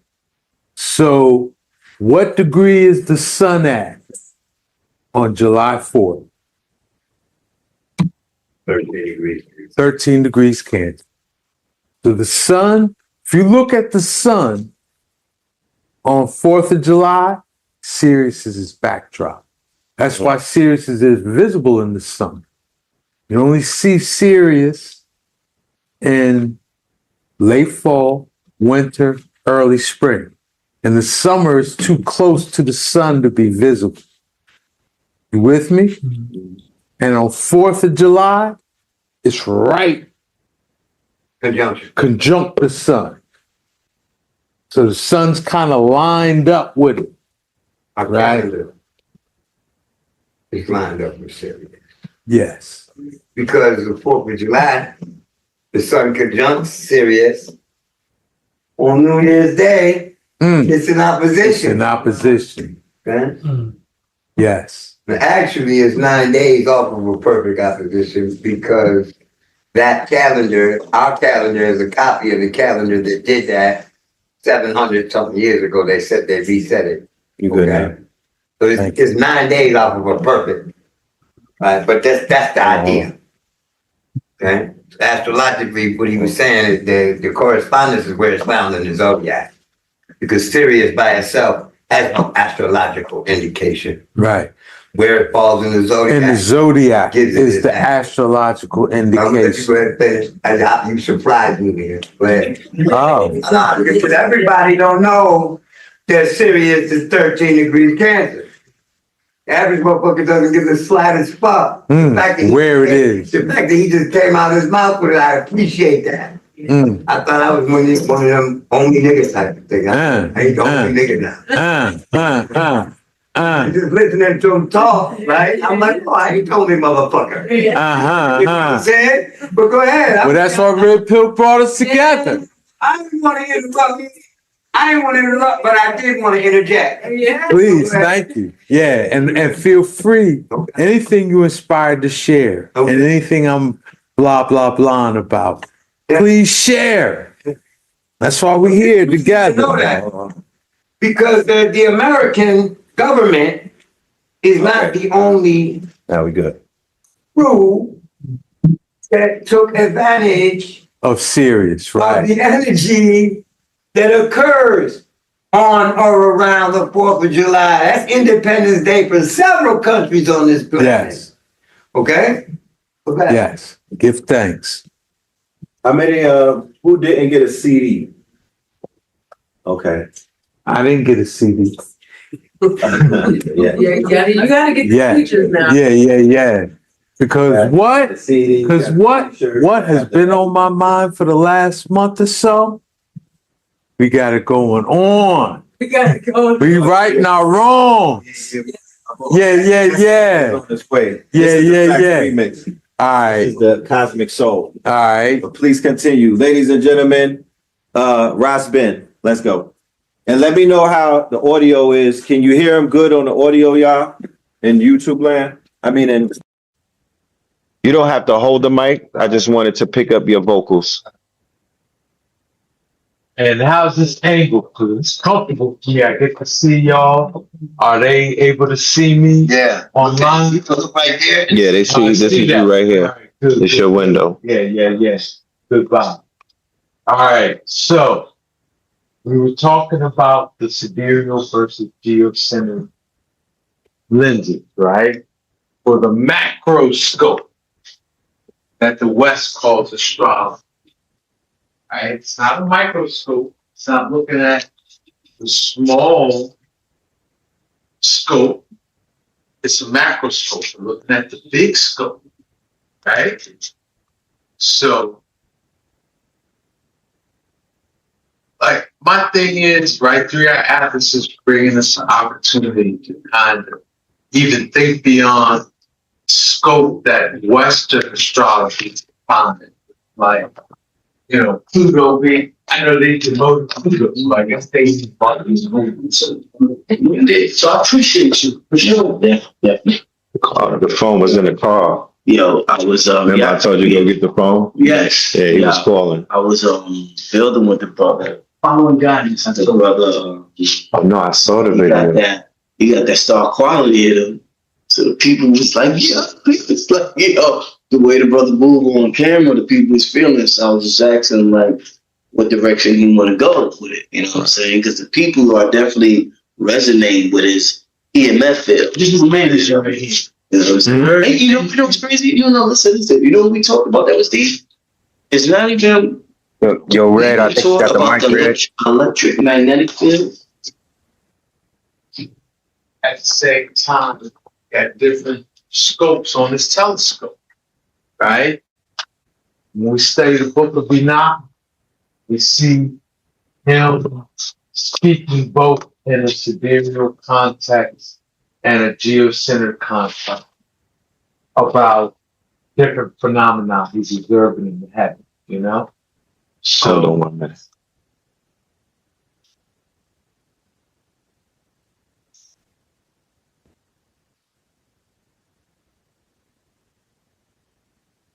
I think that the Zodiac Addendra that he'll bring back on.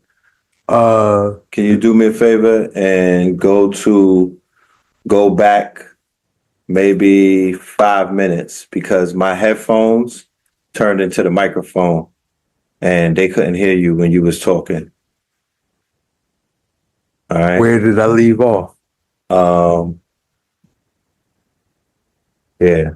All right, I'll just start talking about the Zodiac Addendra again. All right.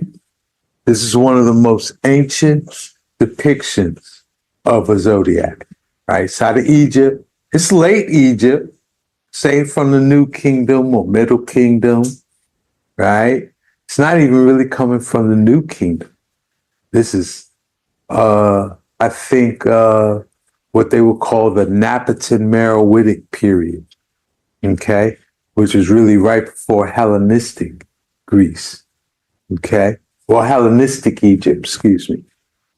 So now, but still, it's an old representation of a zodiac. And we see the zodiac is on the inner side, right? On the inside.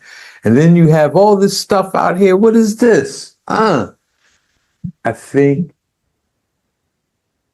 our ancients were galactic astrologers, right?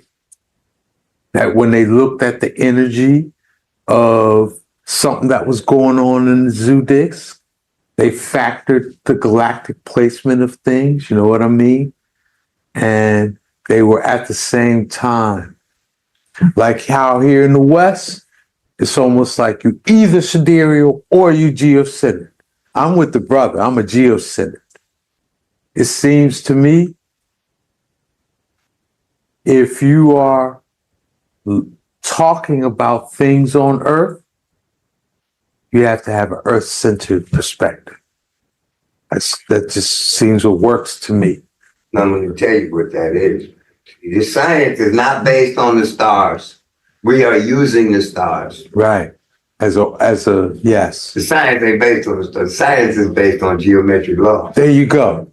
So this is why sidereal, tropical, heliocentric, all of those different circles are subject to geometry.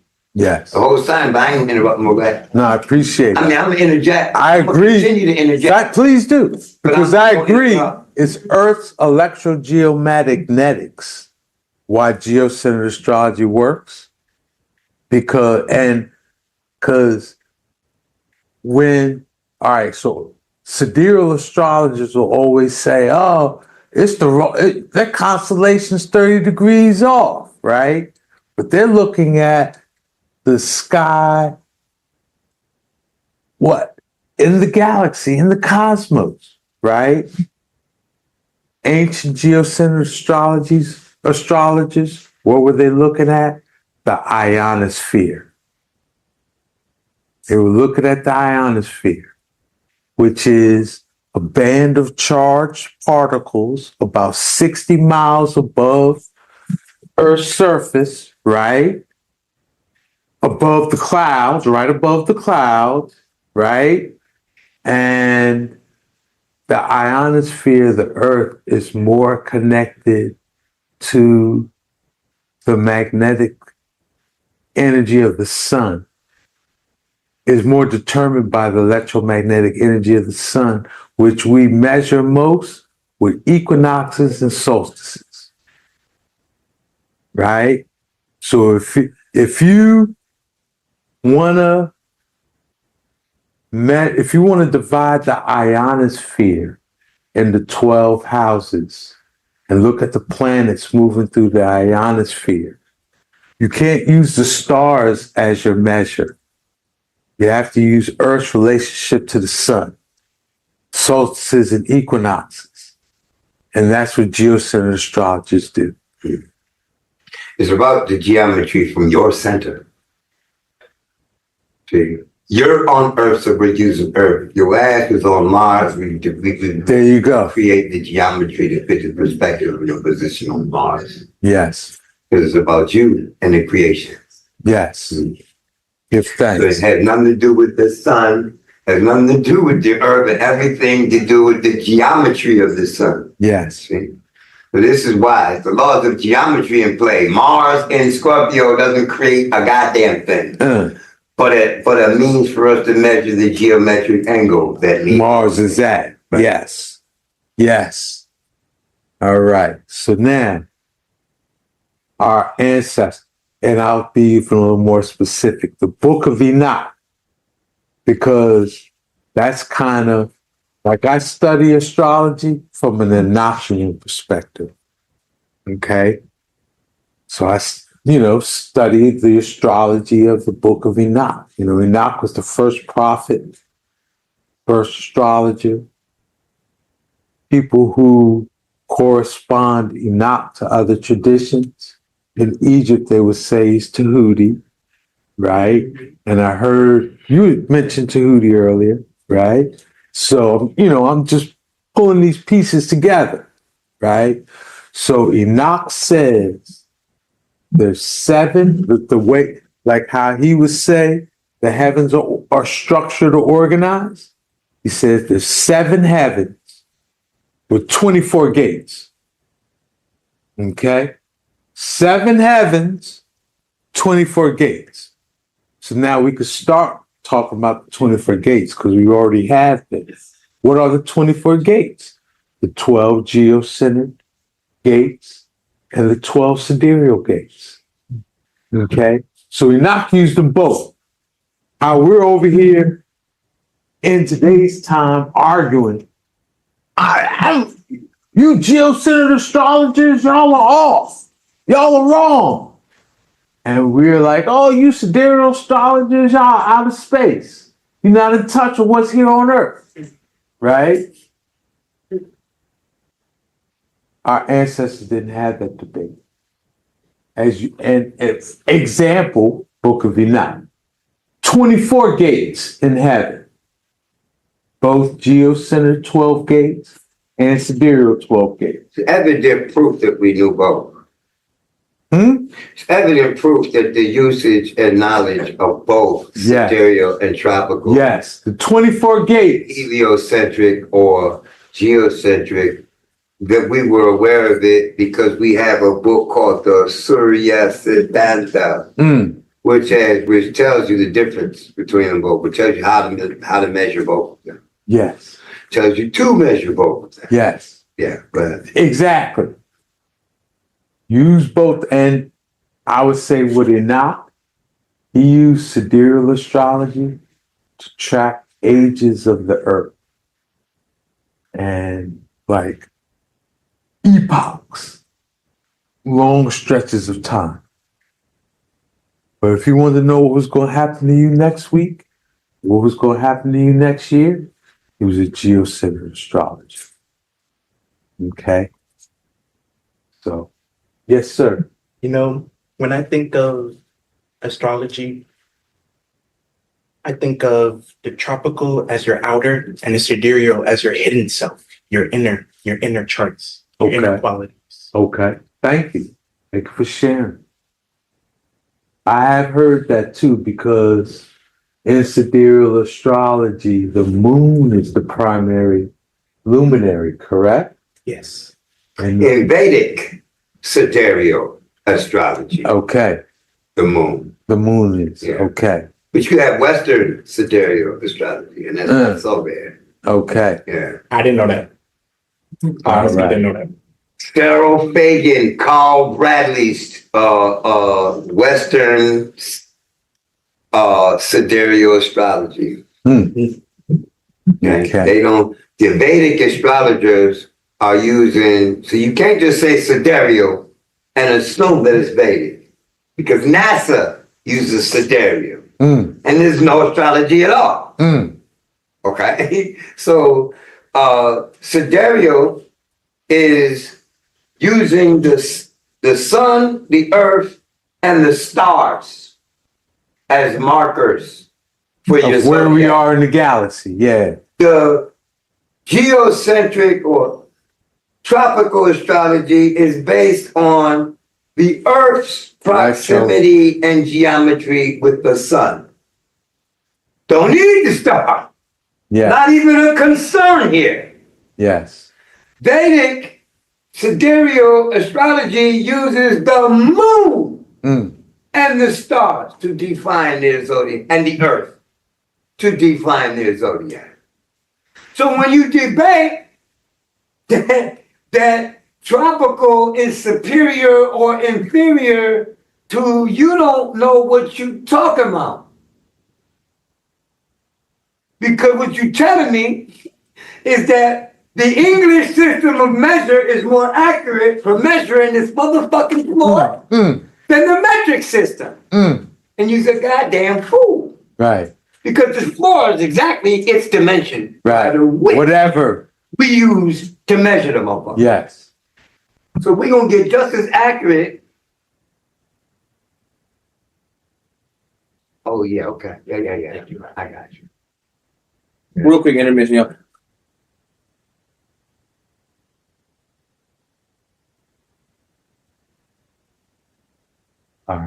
Thank you.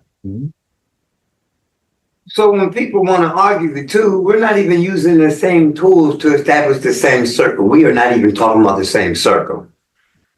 You understand that? When I'm going to measure this fan with the metric system, 1.5 centimeters is an inch. So 2.5 centimeters is an inch. So when I say it's 2 inches long, you're going to tell me I'm wrong, that it's 5 centimeters? 5 centimeters is 2 inches. You understand? So that the argument is moved. Understood, yeah. See, and for me to say, well, the metric system is better than it's better for you, nigga. You know the metric system. Right. I know the king. Right. I'm used to speaking in terms of inches. Right. So I can give you an idea how long it is using feet. You're gonna tell me how many meters it is. The car or the fan is still the same length. They haven't changed a bit. See, so these are descriptive tools to describe realities. It isn't even the tool. It is the practitioner. See, sidereal isn't more accurate than tropical. Tropical isn't more accurate than sidereal. Which one of them? Because I can use them both. I can box and I can do martial arts. Okay? So I can use them both. You're going to tell me that martial arts is better than boxing.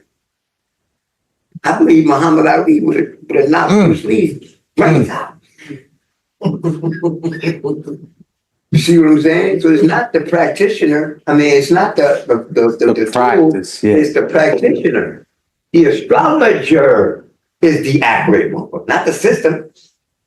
Because I can cut you down with a machete or a samurai sword. Which one's better? I got your head off, your shoulders with both of either one.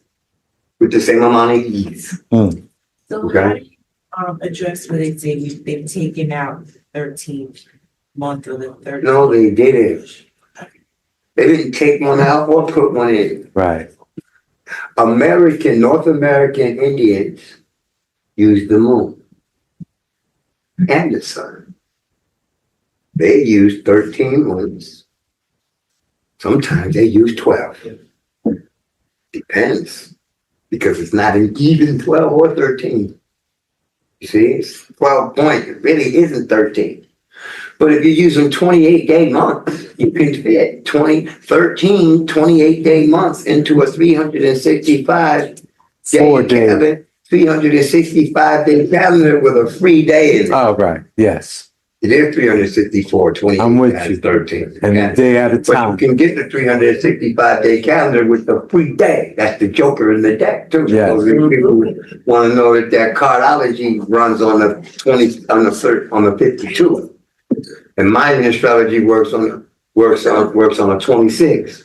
So that 26 and 52 interlocks the year. All right. But at any rate, I don't want to take everything from where you are. I want you to continue where you're going so I can get his lecture too, because I want to hear what you have to say. But at any rate, when you differentiate, okay, you use a pair of pliers to screw this bolt, to untighten this bolt. I use a wrench, okay? And this nigga used his bare hand. Right. Now, I got the screw off in 2 seconds. It only took you 2 seconds, and it takes him 2 seconds. So which is better? The hands, the wrench, the pliers. Which do you prefer to use? Is what's better. So that argument that astrologers are having, real astrologers don't have that argument. Yeah, I wanted to say that because lump me with them idiots. Only idiots argue about which one is better. See, I can see you with my left eye. I can see you with my right eye. Now you tell me which eye I like the best. Okay, I like both of my eyes. So nothing was taken out. Nothing was taken out. A different system was developed. If you're using North American science with your geometry, then you're going to divide your circle up into 13. And there is a system in place for that 13. Right. Okay, you have another system over here that is the North American Indians didn't use geometric aspects between the planets either. That they're using the sun and the moon and their sections, their calendar, and that's it for their zodiac. They're not using Mars, Venus, Uranus, Neptune, Pluto, Mercury, the moon, like we're using them. Astrology is based on aspect. Like for example, whenever you were born, right, your planets are set in a certain place. The predictions that I make have ought to do with the alignment that you were born with, and much to do with the alignment that the planets now, or the planets symbolically, are making to your planet. And that is geometric. It's not timing. It is when this planet is 90 degrees is the criteria. To this planet, we got interaction between these planets. Okay? So therefore, now we get into the timing of it. How long? When will it be? at 90 degrees. People get their timing fucked up with the geometry. The geometry sets it off. The fact that it's in motion is why we need to use timing to find out when the geometry is going to be kicking off. Right. Okay? Proof of this is, we say we create our circumstances, okay? Well, then go create a circumstance where your apple seeds will grow when you plant them in December. See? That is already in place. You're not going to plant your seeds in December. Okay? You're going to plant your seeds in the spring if you want the best results, right? Or you're going to create a greenhouse. And even then, because you're on Earth, the best time to do it is in the spring. Okay, now you are free to operate in the spring with this cycle. Okay? Same thing as a baby. You can't unfuck yourself. You can't unpregnant yourself. There are laws involved in that. So we have to go up in you now to undo that. You don't get to just, I don't want to be pregnant. So I'm not. I don't want my girl to be pregnant, so you ain't, bitch. It don't work like that, nigga. You put the seed up in there and it's growing. You can't think that the fuck away. See? So reality does not operate on your imagination. There are certain realities that begin in your imagination. I want to build a house with 10 rooms. That begins here. I can manifest that reality. I can't do it by myself, though. I need the trees, I need the resources, the cement, the glass. I need all that. You see, I can make a reality based on the laws of reality. I can't violate the laws of reality.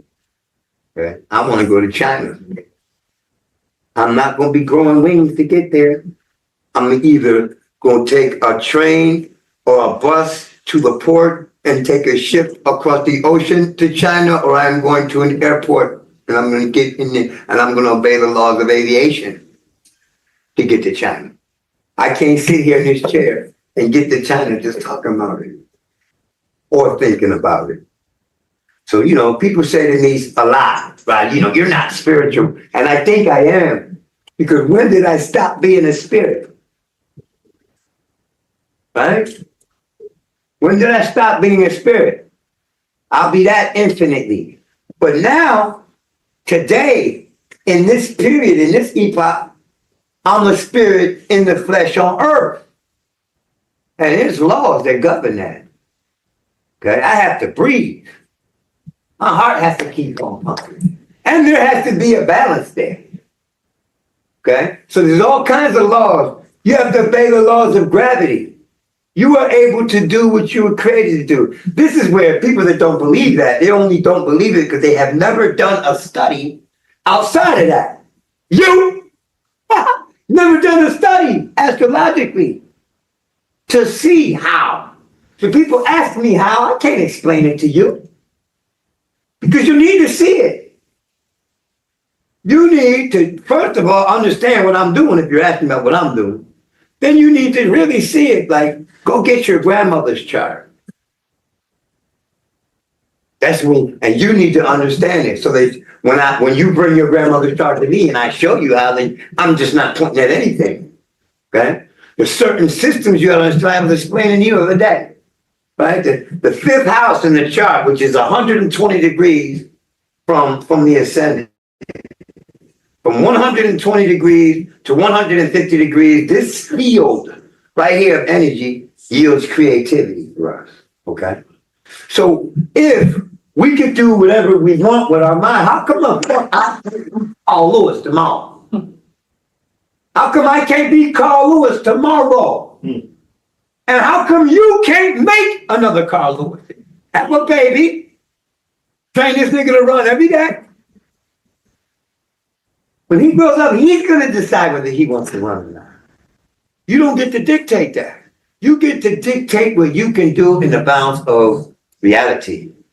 That's where you have freedom at. Okay? Man is discovering new fields every year, every century, every millennia. And when we discover that field, we may now gain knowledge of it and use it. Knowledge is what saved us now. Things we have no knowledge of, we can't even begin to contemplate. Okay? So until these fields and these barriers are pushed, we are obeying the laws of reality. And what's really deep is this, you gotta look at this. I use Malcolm X's chart to describe this reality to people because everybody in this room knows who the fuck Malcolm is. You dig what I'm saying? If I use my chart, you don't really know what I've been through. We know Malcolm's story. You see? So this is why I use Malcolm X. But this applies to every single human being everywhere. Okay? Malcolm X was born with Mars, Pluto, in Cancer in the 7th house. So that's a sentence, y'all. Mars, Pluto, 7, Cancer. These are symbols in astrology, right? He was born in 1925. His wife was born in 1934. Okay? The 7th cusp describes your partner, describes your girlfriend, describes your husband, your fiance, your mate, the whore you're gonna fuck. It describes all that, okay? Whoever works in counterpart with you, the 7th house describes that. So Malcolm, being born in 1925, his chart said that he would marry a woman who dies in a fire at home. And he was born 9 years before her. Just coincidentally, he happened to pick a woman who what? Who dies in a fire at home. See? Mars and Pluto conjunct in Cancer also means a fatal wound to the chest. How did Malcolm die, y'all? Fatal wound, shotgun. Now, did he put that together? So how did it happen? We don't know. We know that it happened. We know that his chart said it. Now, mind you, he was born 9 years before his wife, and his chart already described the death of his wife. So did he really pick Betty? Is my question to y'all. See? Because there are letters between him and Elijah Muhammad saying, which one should I pick? There's Sister Betty who da-da-da-da-da. There's Sister Margaret who da-da-da-da-da. Right. He had options. Did he did. It looks like he did, but when we look at his birth chart and the process of his life, that's bullshit. That's a lie. He did. According to general visual perception, he picked Betty. Absolutely true. Yes, he picked Betty. Right. Until you look at his fucking birth chart. You look at his birth chart, it says that his wife dies at home in a fire. It even puts the grandson there. Who wasn't even born when Malcolm died. And it put the death of the grandson there with those same planets. Wow. You see?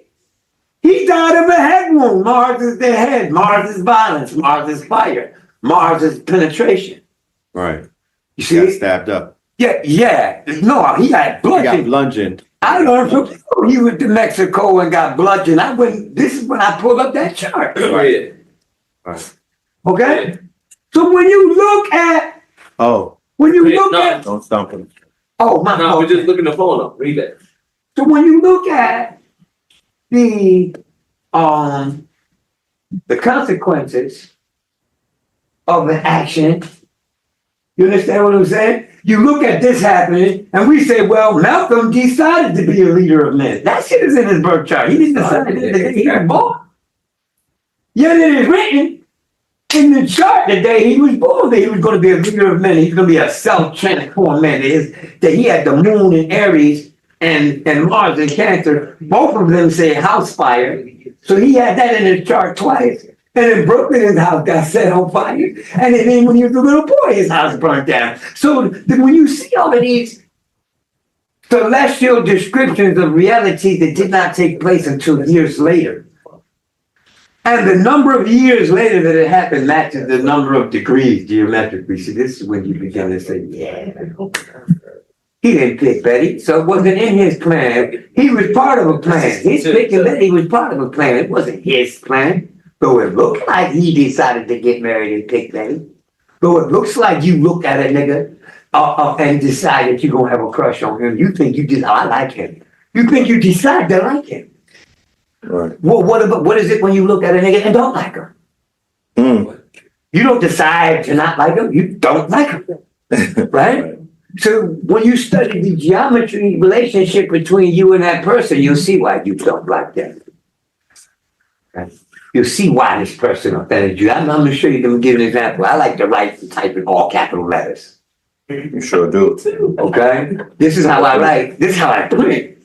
Okay, so on the internet, that shit ain't really allowed, right? People don't like that. They can all kiss ass. But anyway, I run into every now and then a person who is like, yo, why are you yelling? Why are you yelling? I'm like, I'm not yelling. I said, I suppose when you walk down the aisle, you know, to buy shit, because everything is in capital letters on the cans and on the labels, that shit is just yelling at you. Right. And, you know, the woman was this actually giving me a headache. I said, why don't you just cut your head off? It won't bother you. It won't bother you anymore. No more gas, real man. quick. You're giving them all the gas. Real quick, y'all. I need, clap it up, y'all. Please clap it up. What we're about to do, even on the online, is we're about to take a break, right? We're gonna do about a 15-minute break, 20-minute break. And we're also going to all be moving into the VIP lounge. All right. We're going to move the cameras into the VIP lounge. But before we move the cameras into the VIP lounge, I'm going to take the phone camera and we're going to move you around to all of the businesses, because we got to introduce you to all of the businesses. And we want you to know who is here, because holidays are here. So we need you to support our businesses. Peace, family. Peace to you and yours, brother Red Pillar. All right. This is the intermission. All right. And we have a word from our sponsors. Please join us August the 29th, which is a Saturday, in Brooklyn, New York, at Nicholas, Brooklyn, 1396 Fulton Street, Brooklyn, New York, 11216. Doors will open up at 7 p.m. and the show starts at 8 p.m. to 11 p.m. And we are so proud to announce that we have our good brother Ross Ben in the building. The 2026 prediction market from Jason to Janice. All right. He will be in rare form. We will have vendors in the building. We will have Ross Ben's books in the building. Ross Ben will be in the building delivering a lecture that you cannot miss. Ladies and gentlemen, I know this year has been very unpredictable. Ladies and gentlemen, I know this year has been very challenging to you and yours, but fret not, worry not. If you have a GPS of what the next few months is going to look like, you could properly prepare and plan. Not only can you properly prepare and plan, if you want to get into the prediction markets, if you want to put a little few dollars where your predictions are, then you will be able to benefit off of the intellect and the insight that our good brother Ross Ben is going to provide you. We are not financial advisors or things of that nature. We are prediction models. So make sure you're in the building. If you're not able to make it to the Brooklyn event, no worries. We are going to be broadcasting live. This will be available for you on the live stream. Shout out to the Patreons. We look forward to seeing you in Brooklyn, New York at Nicholas Bookstore. Peace, love, and light.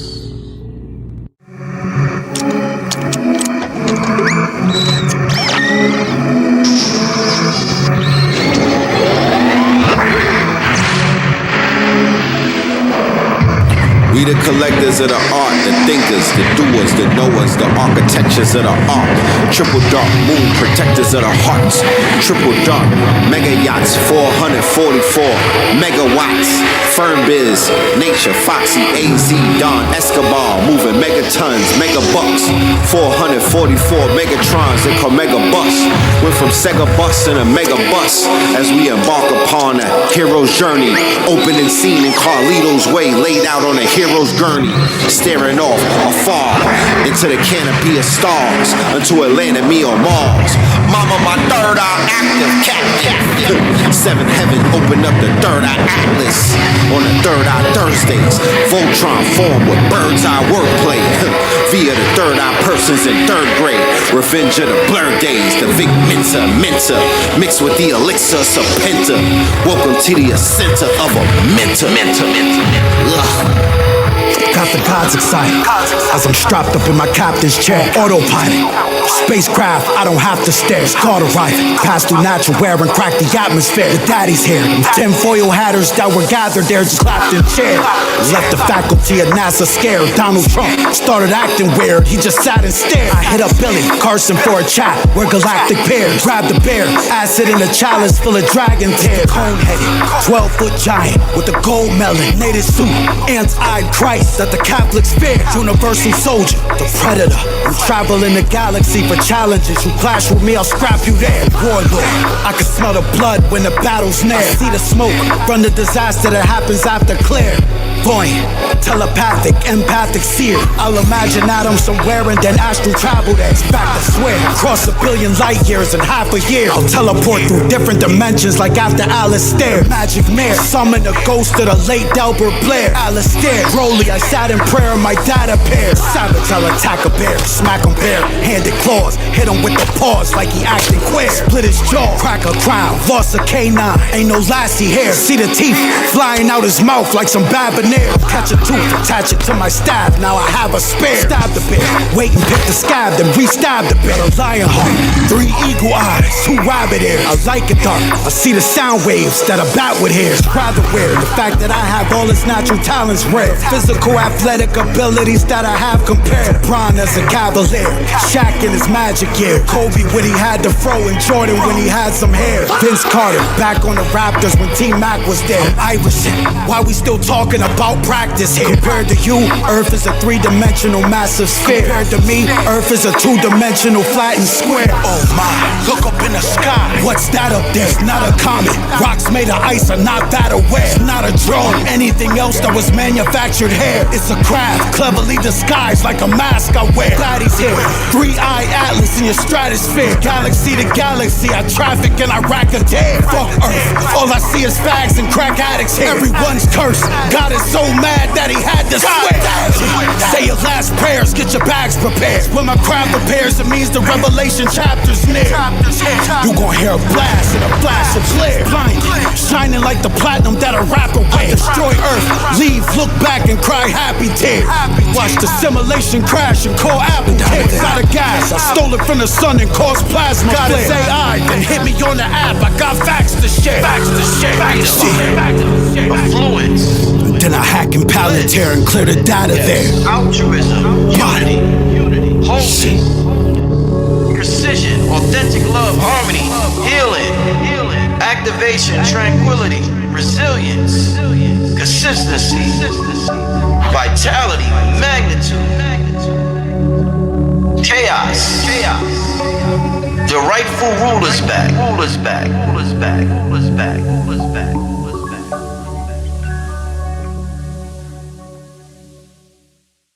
Thanks, brother, for the sound. The sound. Every time I hear the sound. Yes, I. You want to bring us forward in, Fred? Huh? You want to bring us forward in with a word or two? You know what I'm saying? Let's go. Let's pick back up where we left off. We changed, we shifted the vibes, right? We made sure the vibes were good with the sound bowl. So part 2, ladies and gentlemen, let's go. All right, ancestral intelligence. Okay. All right, go back one slide. So remember, we were talking about the how our ancestors view the structure of the galaxy. Okay, so they said not. All right, I'm gonna speak on. I'm gonna use it not as the example. It's like a temple. Okay, But if we study Egypt, we study the Dogon, we'll probably see mirror perspectives. You with me? But Enoch is kind of in the West, I would say Enoch is the clearest articulated the symbolism we can most relate to. You know what I mean? It doesn't seem so foreign to us, you know? All right, so Knox says that there's 7 heavens with 24 gates. We talked about the gates already, but I'm going to just summarize it for us real quick while we're here in this new set, right? We know today, as I would assume if you're here, you're a student of astrology, okay? So I'm making certain assumptions, all right? But there's sidereal astrology, practicing the East, right? And there's what they call geocentric or earth-centered astrology in the West. And they seem to conflict each other, right? If you look, a lot of people look at it as either or, right? I'm either going to work with the sidereal lens or the geocentric lens, right? Not work with both. Yeah, 24 gates, right? 12 geocentric, 12 sidereal, right? So, what are them? I was just about to. Yeah, got it. All right. So, what we would call the geocentric heaven, right, would be the lower 3 heavens of the night: the atmosphere, the ionosphere, and the lunosphere. And I mentioned the relevance of that earlier with y'all talking about the ionosphere is connected to Earth's magnetosphere, right? And you know, we have a magnetic field. We're biomagnetic, right? Get it real quick. I'm gonna push the chair. So, Earth's ionosphere, if we were to, study it and the ionosphere's relationship to human behavior on Earth. We couldn't do that by studying the sidereal realm of the lens, the stars, because the stars don't influence the ionosphere. What influences the ionosphere the most is the sun, the electromagnetic polarity of the sun. And how do we measure Earth's relationship to the sun? The equinoxes and the solstice, right? And that's usually how geocentric astrologers, I'm in this awkward position where, right, the technology's in front of you, but I feel compelled to talk to a human. So it's, excuse me, trying to juggle me, all right? Yeah, thank y'all. Thank y'all. Love y'all. Thank you so much. So, geocentric astrology makes the houses based on the relationship of equinoxes and solstices, which tells us Earth's relationship to the sun, right? And sidereal astrologers will debate geocentric astrology and say that doesn't, like, the constellation Capricorn, you're saying the house of Capricorn's here when the constellation Capricorn's here. So y'all are off, right? But that doesn't account for or explain why geocentric astrology works, right? And so what they have to realize, or what we have to reawaken, because see, we didn't have this conflict. Our vision of the heavens, and because that's why I'm using the Dender zodiac as an example to show you that our representation of the Zodiac had many heavens in it, right? geocentric and sidereal. It was, you know, we didn't think either or. We thought both and. Okay. Just like I think I already said this, but I'll repeat it. Where if I'm in the lab with a microscope, I'm not looking at the macroscope of the atoms, but I'm looking through a microscope. Microscope might have several lenses on, like 3 lenses that you could flip and choose which lens you want, depending on the magnitude will best let you see what you're looking at, right? So I think that's how we use the sidereal and the geocentric lens. We use the sidereal lens when we looked at epochs and ages, earth cycles, you know? Like the precession of the equinox is used, you know what I mean? Sidereal astrology was kind of used along those lines, defining longer epochs in earth cycles, right? Geocentric astrology was you. If I wanted to know what you're going to do tomorrow and you're going to do next week and we're going to experience next year, I'm going to use geocentric astrology because I'm looking at the ionosphere, the electromagnetic impulses that are going on, impacting people's nervous systems, the collective, and impacting the environment and the atmosphere, right?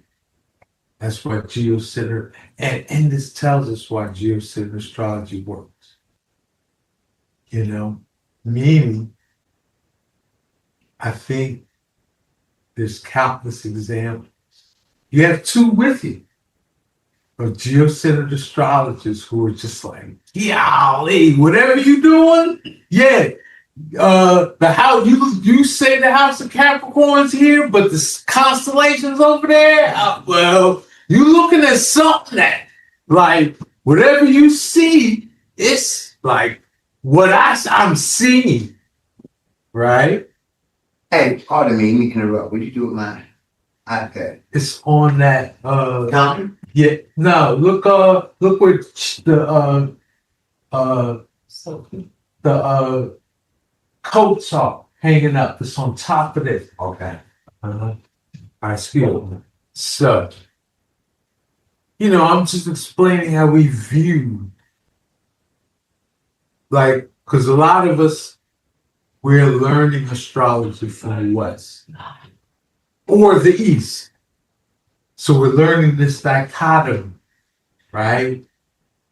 As I'm studying, I guess, Enochian, Egyptian astrology, right? It's like, wow, we weren't, you know, so that's what 3-Eye Atlas told me. You know what? Now's the time. You gotta think.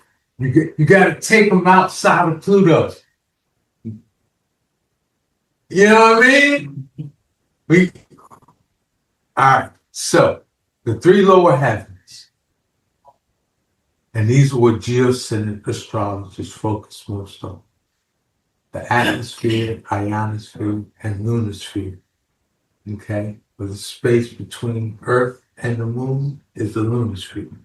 Okay, the ionosphere, I told you, is about 60 miles in the sky above the surface. Okay, it's a band of charged particles so basically plasma, right? That it's like Earth's plasma. You know how we have plasma in our blood? Earth has a plasma too. Okay, and that's where her plasma is, about 60 miles above the atmosphere. Okay, and the lunosphere. So that's the lower heavens. The higher heavens, there are 4 of them: the solar system, Sirius, the Milky Way spiral arm, and the galactic core. Those are the seven heavens. Okay? The atmosphere, so we're in the first heaven. Right? We're in the atmosphere. We're in it. Right? This is the first heaven. Second heaven, ionosphere. Third heaven, lunosphere. Fourth heaven is the entire solar system. Fifth heaven is the Sirius star system. Sixth heaven is the Milky Way. Seventh heaven is the galactic core. Just to relate this to the book of Enoch, Enoch goes on a tour of the seven heavens. The angels take him on a tour of the seven heavens. Archangel Michael and Gabriel, and a couple of the archangels,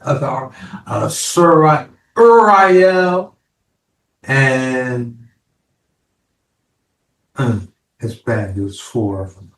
Uriel, Gabriel, Michael, and Raphael. Thank you, brother. Thank you. Yes. So they take Enoch on a tour of the seven heavens. And they don't say, hey, this is the ionosphere. Hey, this is the galactic core. What we have to do is, beyond studying astrology, we got to study astronomy and astrophysics. We have to study the structure of our galactic community. And then when Enoch is taken on this tour, and the angels are, he's describing what he saw, you'd be like, right? So this is how what I said is going to be the question of 26. Where are we in the galaxy? Where are we in the galaxy? Okay.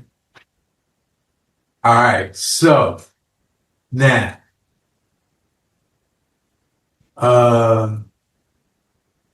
let's go back real quick before I come here. It's one other thing I want to mention. Give the slides. I'll share them. Sure, why not? What you might need to do is, what I'll do is I'll leave this with red pill. A coordinated red pill. How's that? That's good, Bruce. All right. So now we see there's these beings outside of the zoo disc, and they're each holding their arms up, right? So they represent, let's say we're Western astrology, right? And we want to reawaken this and grounded in the research we've done so far. Okay. There is a branch of astrology that kind of deals with this. Okay. Not from our cultural angle. They've taken it back to Egypt and Ethiopia. Okay. But what they're talking about is what we're depicting in these. You with me? Mm-hmm. It's called the 16th harmonic. The 16th harmonic. Okay? So now, if you divide 360 by 16, 22.5 degrees. Okay? So the 16th harmonic is every 22.5 degree of the zodiac. You with me? Mm-hmm. You know how each sign is 30 degrees, 30. Mm-hmm. So imagine if you're looking not for 12, but 16. Each section will be broke up into 22.5 degrees. And that's what those arms represent. Mm-hmm. All right? So the 12 nectar are upholding heavens with 24 hands.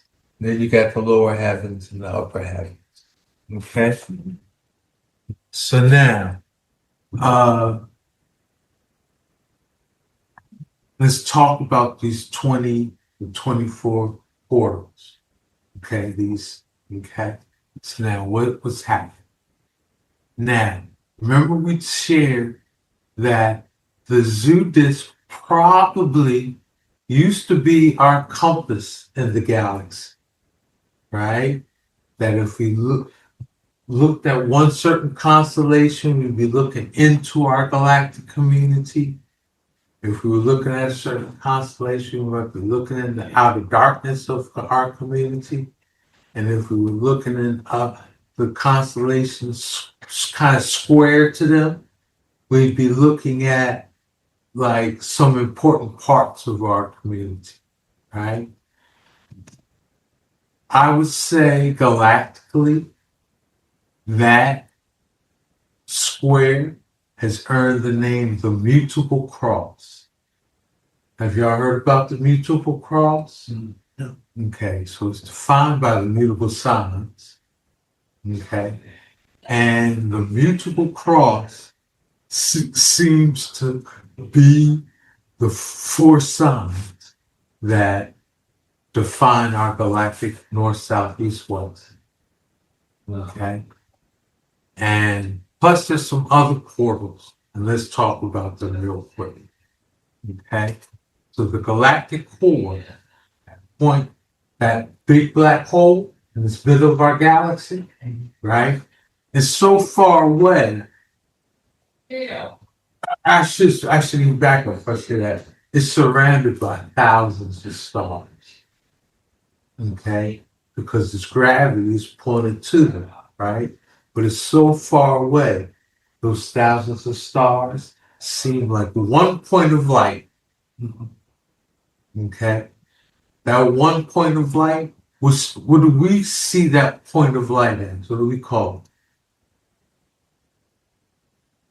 It's in the constellation Sagittarius. It's Sagittarius A. It's the brightest star in the constellation Sagittarius.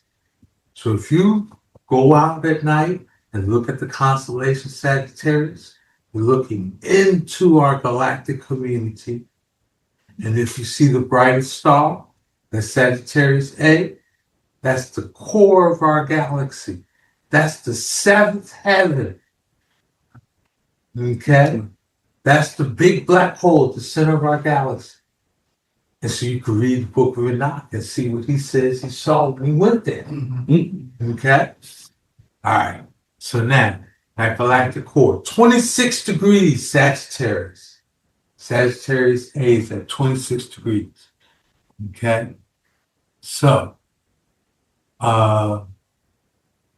remember we said the 16th harmonic is, and I should even, before I even go there. So now let's make a cross. Let's visualize a cross from the galactic core. So 26 degrees Gemini, 26 degrees Virgo, 26 degrees Pisces. Y'all can visualize that?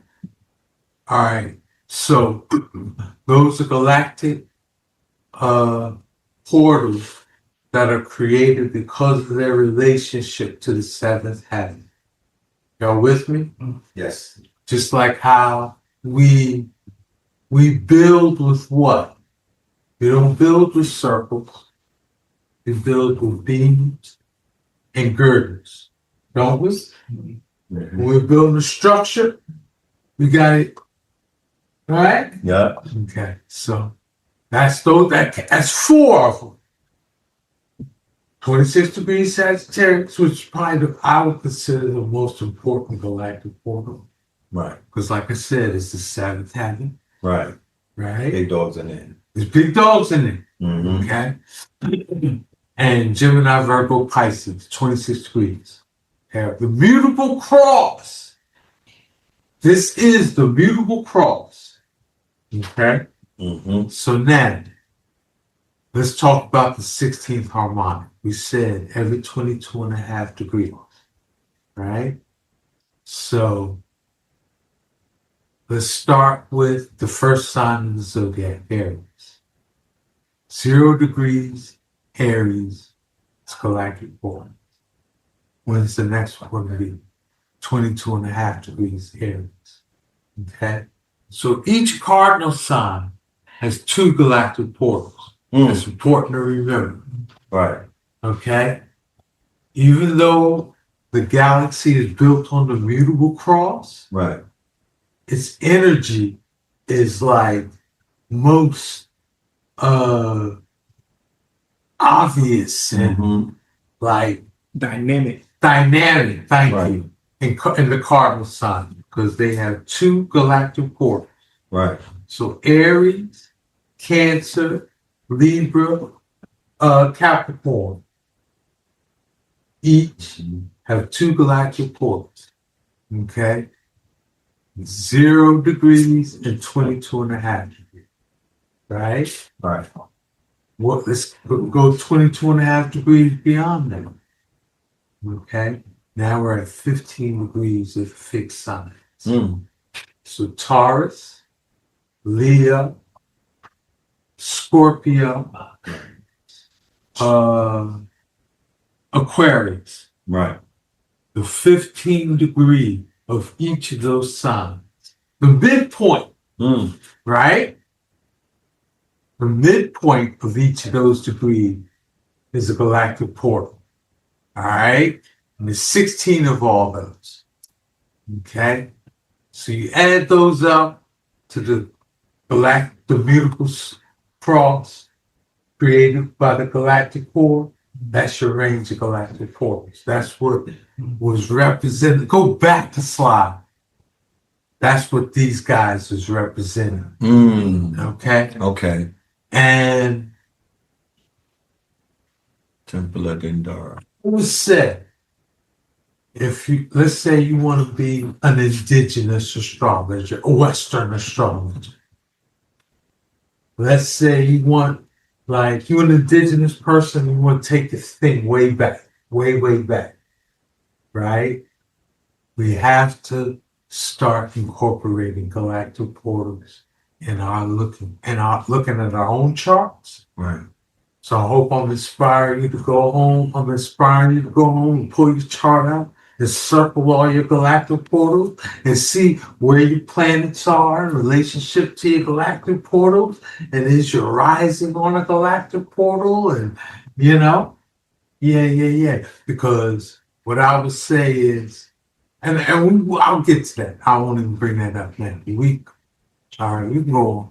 Hey, so Red, they asked for a copy of this.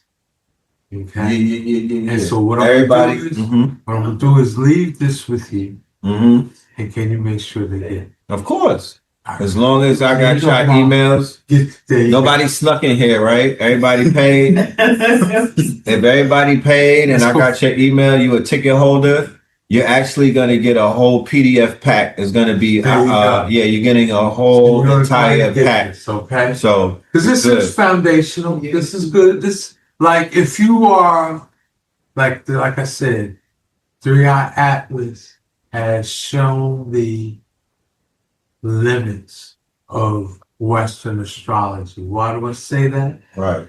The internet is full of so much blah, blah, blah about 3-Eye Atlas. Who's talking about it astrologically? Right. It's fluff. It's like the astronomers talking about the 3-Eye Atlas. The astrophysicists are talking about 3-Eye Atlas. Right. The astrologers are saying, yeah, in February for Pisces, blah, blah, blah. Like, come on. Where is your...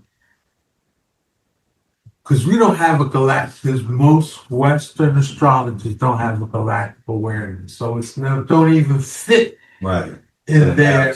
It don't fit in their reality. Right. Okay? We have to change that. 3-Eye Atlas is telling us, change that. Right. And that's why we're here on the street. That's why we're reasoning on astrology. With 3-Eye Atlas is the closest to Earth, the new moon, the solstice. Right. Yeah. All right. So y'all got the galactic portals. Any questions on this before we go on? All right. Give thanks. So now, What do I say galactic center of astrology is? What do I think? This is Ross Pitt. This is my opinion. That's right. All right. All right. It's your theory. It's my theory. Yeah. Galactic centered astrology is God centered astrology. I love it. How the omniscient, omnipresent, omnipotent creative force of all manifest in our lives. And this is why I say this. And y'all can finish reading if you want. All right. But all right. In Western astrology, where's God? Where's God in Western astrology? Like Right. what keywords, what houses, what planets Right. rule God in Western astrology? Isn't that the sun? No. Jupiter is the planet. Mm-hmm. And what's the house? And what's the sign? Sagittarius. That rules shared worship, but not your direct, it's not the God in you. What house? Huh? No. That's Saturn's a planet. We're talking about a sign in the house. Our Father's house with many mansions. Is it the 12th house? The house is at? The 12th money. 12th The house. 12th house. Yeah. Okay. So now That came from this chat. Yeah, they said the 12th. Right before you said it. Give thanks. They know what it is. Our Father's house with many mansions. Let me break it down for you real quick. 12 is the first abundant number, meaning it's a number whose divisors equal more than itself. 12 divisors is 1, 2, 3, 4, and 6, which equals 16. Right? So it's my Father's house with many mansions. The 12th house has many mansions. Right? So, but how do y'all feel about the 12th house? The 12th house, and I'll even say this in asking that question. The 12th house is the house that rules all things beyond our control that impact your life. So all things beyond your control that impact your life. Can you hear that and not get a twinge of fear? Not get a twinge of apprehension? But the issue is that God and the angels are outside of your control, right? So it's in the 12th house we have our direct and personal relationship with God and the angels. Okay? So they've relegated God to 30 degrees, right? In a house that most people have some fear or apprehension to approach. You know, you meet a rare astrologer who talk about the 12th house without hints of fear. Okay? Am I right? I'm just gonna skip you. Well, I think when you realize it's our Father's house with many mansions, and that is where God and the angels are.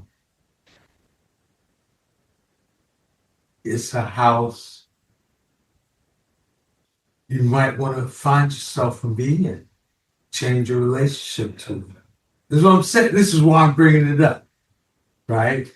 Because if you use Western astrology as your connection outside of Earth, right? It's going to really put fear in your mind and heart and about God, right? So it's not cool, right? So now, the galactic portals, every house, every sign has galactic portals. What are they? They're how God enters our lives in each of those. Because you know, God is part of life. God brings us our mate, right? God brings us our money. God protects us, right? Right? So it's the galactic portal of each of those signs, each of those houses that we see how God is touching us, how God is influencing us in that realm in our life, right? Okay. So here's some of the key words I've associated with them. Again, y'all are going to get this, right? But we say 26 degrees Sagittarius. Some of the key words is the seventh heaven. It's the divine throne chariot of the Ancient of Days, you know. It's the dwelling place of God. It's the Merkaba, you know. It's, you know, so what is 7.5 degrees? Oh, excuse me, what's 26 degrees? Gemini is the gates of hell to outer darkness. It's the portal to all that opposes God. Luciferian influence, temptation, and fatal decision making. You know? This anybody want to like ask about a sign particularly? Let's look at its keywords. Taurus. All right, Taurus. So 15 degrees Taurus, where God blesses one with abundance and prosperity. How God brings money and comfort into one's life. And aren't those the themes of Taurus? Yeah. So 15 degrees Taurus, we could give it even more specific keywords related to God, right? And when we do this, a lot of scriptures, it's like, they take on a whole new meaning, you know? So, anybody want, like Virgo, okay? Clean hands, pure heart. Jah works. How we serve God through our daily works. How cleanliness is next to godliness. Here we go. Right? That's what I'm talking about. Things from the Bible take on whole new meanings. When we look for this galactic, see, we're bringing God back into astrology. Right? It's not the, you know, it's not dichotomized. Right? Cleanliness is godliness manifest in our lives, how our habits, lifestyles, and eating protocol aligns us with God. Okay? At 7.5 degrees Virgo. All right? Y'all with me? So y'all gonna get this. We don't have to go through each one. Because y'all got it. Right? All right. All right. 3-eye atlas. Let's look at some astrology of 3. Y'all ready, huh? Y'all like, oh shit, y'all see where I'm going? I'm ready. Yeah. In here acting like Rob too, getting all excited. All right, so now, because see, like I was saying, this the galactic orientation. Being aware of where we are in the galaxy, right, and what the galactic portals mean, and all of that, gives a whole new meaning to 3-eye. A new lens to look at it.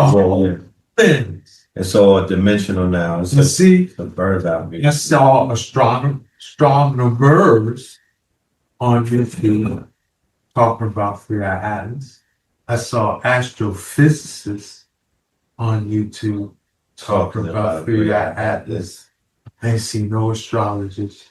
Did y'all? No. There was no astrologer. What? Why?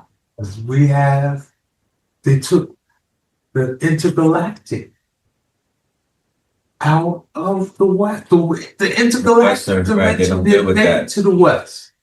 Yeah, because of religion. And they're making to the west. Okay? So now, all right, because three atlas enter backward, we're going to be going from the bottom to the top. Okay, so I just explained that to you. So now, this is the chart of the day it was first observed, the day it first came into a human awareness, July 1st.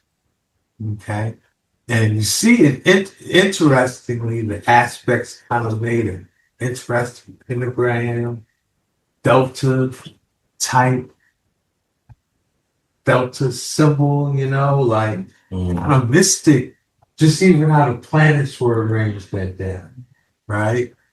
All right, so now it came from the direction of the galactic core. And galactic core in 26 degrees Sagittarius, that's where it came from. It's not where it's first observed, but the trajectory it was coming and where it was first observed, they were like, oh yeah, it's coming from around 26 degrees Sagittarius. It was first observed in the early degrees of Sagittarius. Let's go back one, so I can say this. Let's look at 7.5 degrees Sagittarius. Okay, this is important. Spiritual traditions and our connections to divinely inspired people throughout time, our religion and spiritual rites, pilgrimages, vision quests, and our search for God in external experiences, universal law versus the laws of man. Yes, so that's the galactic portal that was first observed. And this portal is called Heaven's Gates. Okay? Like, how you go through pearly gates before you get to heaven? So the seventh heaven, 26.5 degrees Sag. To get there, you have to go through 7.5 degrees Sagittarius. Okay? All right, thank you. So now, this is where it was first observed. In Heaven's Gate, 7.5 degrees Sagittarius, coming from the galactic core, the seventh heaven, 26 degrees. You with me? On July the 1st.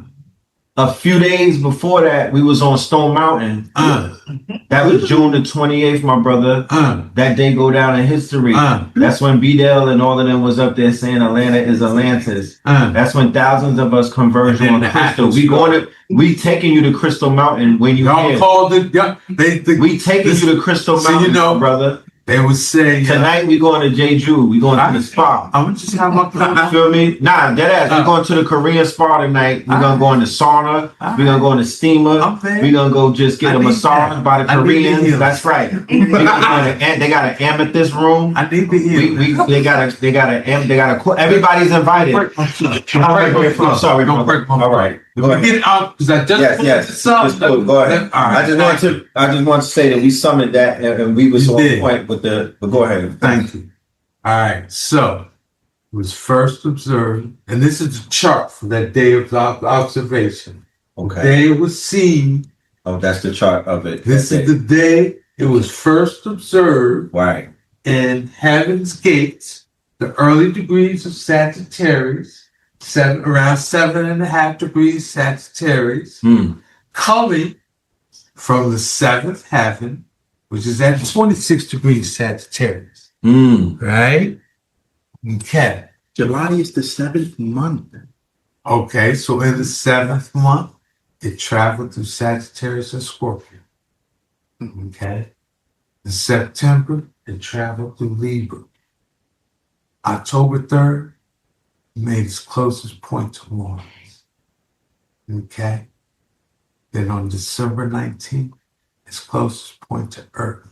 And you see its closest point to Earth was near the latter degrees, even though it was not Libra for us, right? I think it was Aquarius for us. But no, what's December 19th? It's close to Aquarius. That's Sagittarius, right? Sag. Way our rotation was going, close point, when it was at its closest point to Earth, Leo was the celestial backdrop. And the closest fixed star to our atlas at that time was Regulus. Okay. Wow. So Regulus is the brightest, it's like Leo A, it's the brightest star Leo. And we know the keywords associated with Regulus is like, you know how we say, hey king, hey queen, and royalty, and fifth house is associated with royalty. It's really because it's the home of Regulus. Right. And that's where 3i Atlas was when it was at its closest point to Earth. Okay? Aligned with, I'll say that's what it was aligned to, Regulus. Okay? So, I think that's important. That's significant, right? Something to be aware of. So March of 26, it's going to make its closest point to Jupiter. It's something we need, you know, just because it's made its closest point to Earth this weekend, it's still going. Still traveling, still working. Yeah, it's still working, because one thing we got to remember, its closest point to the sun, perihelion, right? Well, when it entered our solar system, it was a blob of iron and titanium, primarily. Right. Right? Just regular iron. But then when it flew close to the sun, it seemed to trigger the sun releasing coronal mass ejections and solar flares in its direction. And that changed the iron to magnetite. Okay? It changed the iron into the crystalline form of magnetite. The way we make magnets on Earth, we take iron and we run an electric charge through it, which causes all of the molecules to line up and go in one direction. And that's what makes them attract one another. So the sun did the same thing. Throughout Atlas past the sun hit it with a bunch of electricity, which aligned its molecules, right? And now it's charged. That's magnetic charge. So when it flew by us this weekend, near us and near Regulus this weekend, it's magnified, influencing our ionosphere and magnetosphere. Right. Oh, right? Electromagnetic. Yeah. So it's going to fly by Jupiter in March. And we know the influence Jupiter has on us. Jupiter being, you know, the ruler of space. Saturn's the ruler of time, Jupiter's the ruler of space. That's important. And unless we could go over to this side now, by mid-2030, so 3i Atlas is going to be in our solar system until mid-2030. Wow. A giant magnet. Wow. Is flying through our solar system until 2030. A giant magnet, not a giant clump of iron and titanium. Right. A giant magnet. Wow. Until mid-2030. And where it's leaving the solar system is a cardinal sign. What do we say about the cardinal sign? What do we say about the cardinal signs, the galactic portals? Crosses. That's the mutable cross. What about cardinal signs? You said it, brother. Did I say it? You did. Cardinal signs have two galactic portals, which makes them galactically the what? Most dynamic? Okay? So it's leaving out of a cardinal sign. So, Cancer, it's leaving out of Cancer. Let's talk about our galactic relationship to Cancer, because it's important. How you doing, brother? Respect. So, we already talked, we're serious. We already talked about this, because Rob Koo was affirming this. We're serious. 13 degrees serious. 13 degrees Cancer. Okay? I have 14 degrees, but 13, 14 degrees Cancer, they're serious. And each cardinal sign has galactic portals where? 7.5 and 27. One and one, there's 1 degree and 22.5. But I had just 1 and 22. So in the sign of Cancer, remember, this is where 3 Atlas is going. This is where it's leaving. It came in from the 7th heaven, came through heaven's gates, right?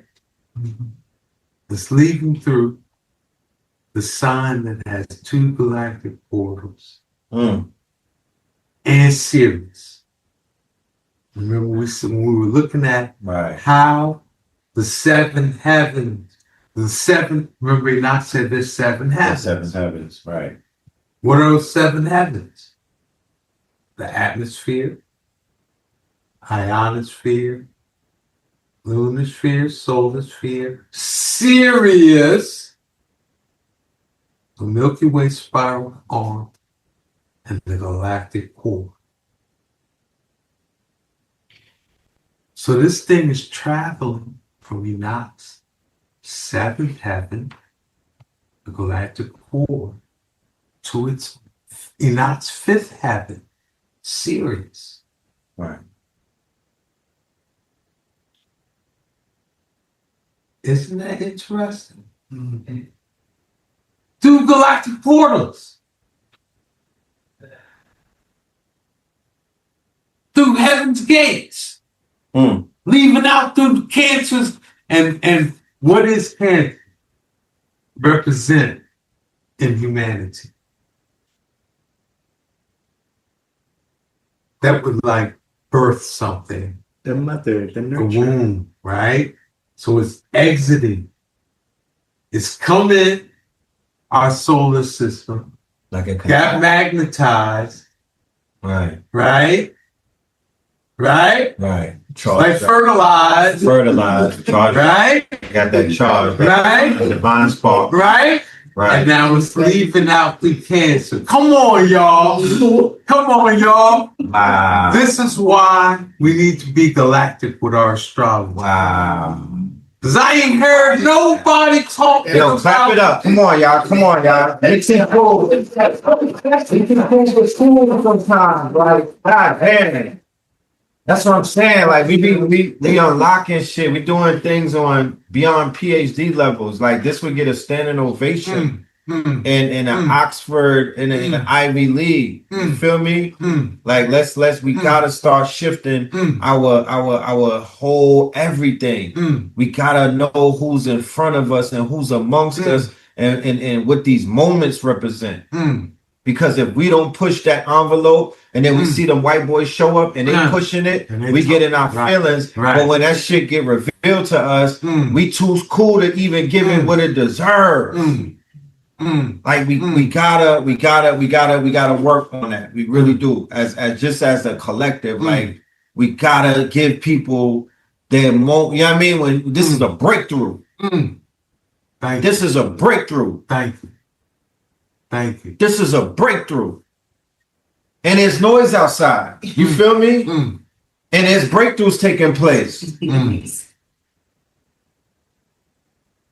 So Cancer, 3 galactically important points. 2 galactic portals, 0 degrees Cancer, 22.5 degrees Cancer. and Sirius, which is at 13 degrees Cancer. And that's where it's leaving.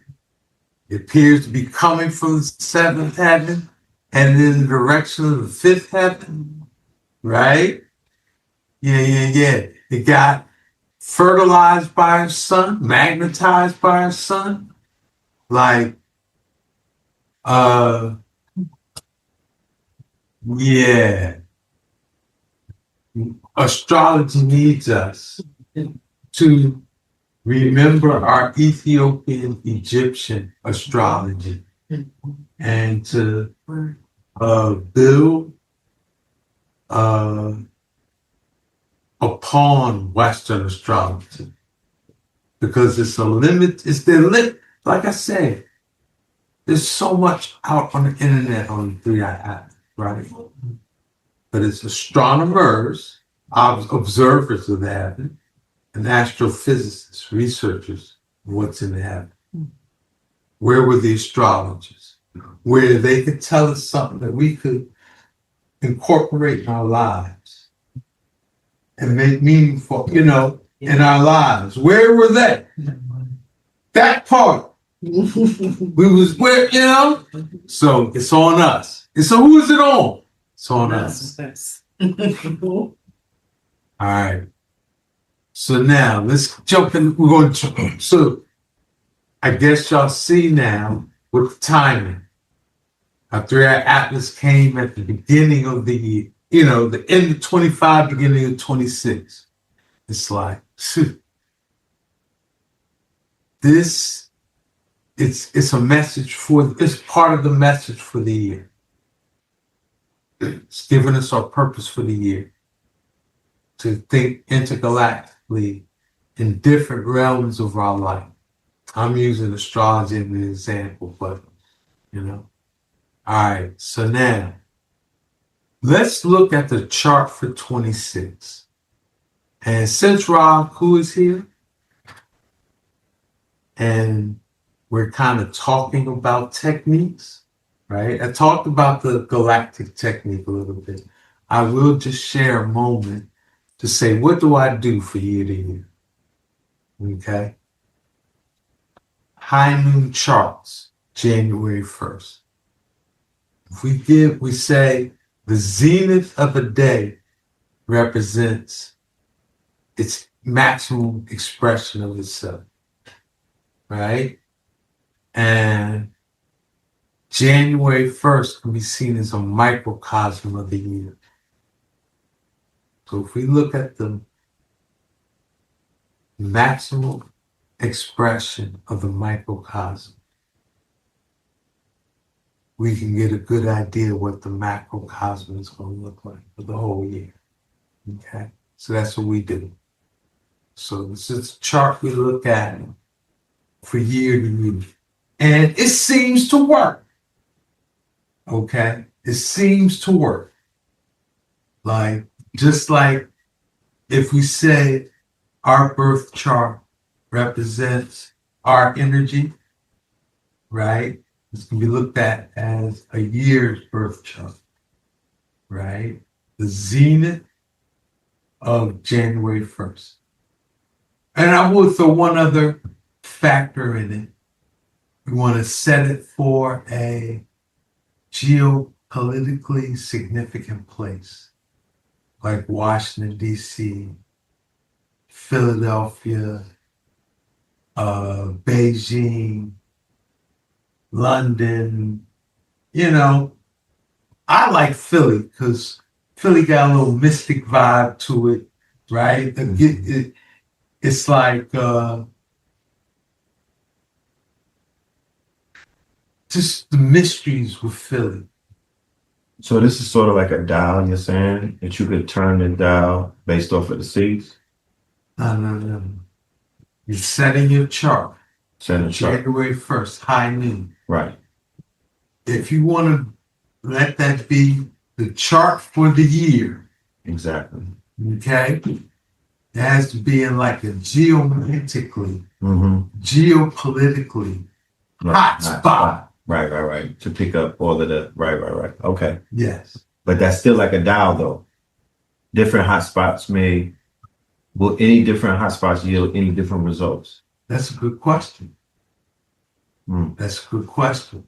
I've never done that. I've never set multiple charts for the same year in different places. Right. To see if I would get a different reading. Yeah, up until now. Yeah. Up until Let's go. Let's continue, please. Be cooking.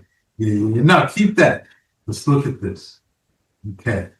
So now we're going to just kind of review the New Year chart and look at some one of keywords that might be active this year. Okay. Look, if you see, this is almost an opportunity to review too, because if you see my 24 reading, I said, hey, we're on the prophetic stage. If y'all watched my prophetic, we did a show reviewing the prophetic stage. 5 hours on Thursday. Yeah. 5 hours. Yeah. I put that in the replay. And when we give y'all the PDFs and everything, I'll put the 5 hour show. I'll put everything leading up to this moment, the work that I did with Rob Poole. Yeah. And all of the shows that we did leading up to this. We did a lot of lead up. Yeah.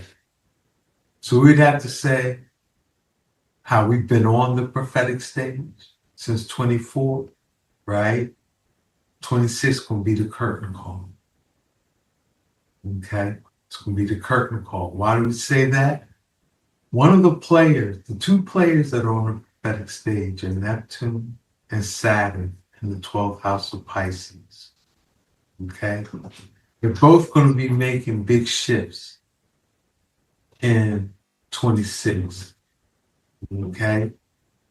And as a matter of fact, right here, right now, as we speak, which is so deep, Neptune is on the 359th degree of the 360 degrees of the zodiac. Okay? And so it's about to shift into Aries. And so I think Neptune, Aries, on January 26th, Saturn will enter on May of 24th, 2026. So that's going to be ending about a 28-year full circle. Right. So a lot of things, a lot of cycles we've been in, right, are going to be sealing up next year. Right. Our own Saturn moves, right? But then with Neptune, to be honest, there's some Rob Clue shit. Where Rob Clue? He's on his way. Yeah. He on his way. He's doing readings. The Neptune cycle. When Neptune started at 1 degrees Aries and went all the way through the zodiac. Yeah. It was 168 years ago. Right. So what do we have to do to see what cycles put in motion in our lives at the beginning of that cycle? We got to study what our great-grandparents, our great-grandparents were doing and study their charts and look at what decisions they was making and look at where we're at today. Right. So like the family Bibles could get broken down. Do that genealogy. This is important. And I do recommend that. I think, and this is what I would say. Let's say you did that. Let's say you counted back 168 years in your genealogy and identified your ancestors that were alive at that time and studied their lives and made charts for them, right? I think it would be very helpful for you to see where you're at now, because that cycle's ending January 26, 2026. The things they put in motion. Right. It's coming to an end. It's coming to an end in January. Come on now. Do your homework. Y'all with me? All right. Give thanks. And that's a new beginning. Okay. And it's a new beginning. Yes. It's a new beginning. And I guess that's why we got to do the study. How else would we know about the new beginning if we didn't do the study? Exactly. Yeah. And one other thing to mention about Neptune, Neptune rules the unknown. Neptune rules the cosmic. So what is Neptune planetary ruler of? Right, the unknown and the cosmic. Three habits. Okay. At the 359th degree of the zodiac. This week, right now. So when it's at the 359th degree of the zodiac, something comes from the cosmic unknown. Yo, who got a recording studio?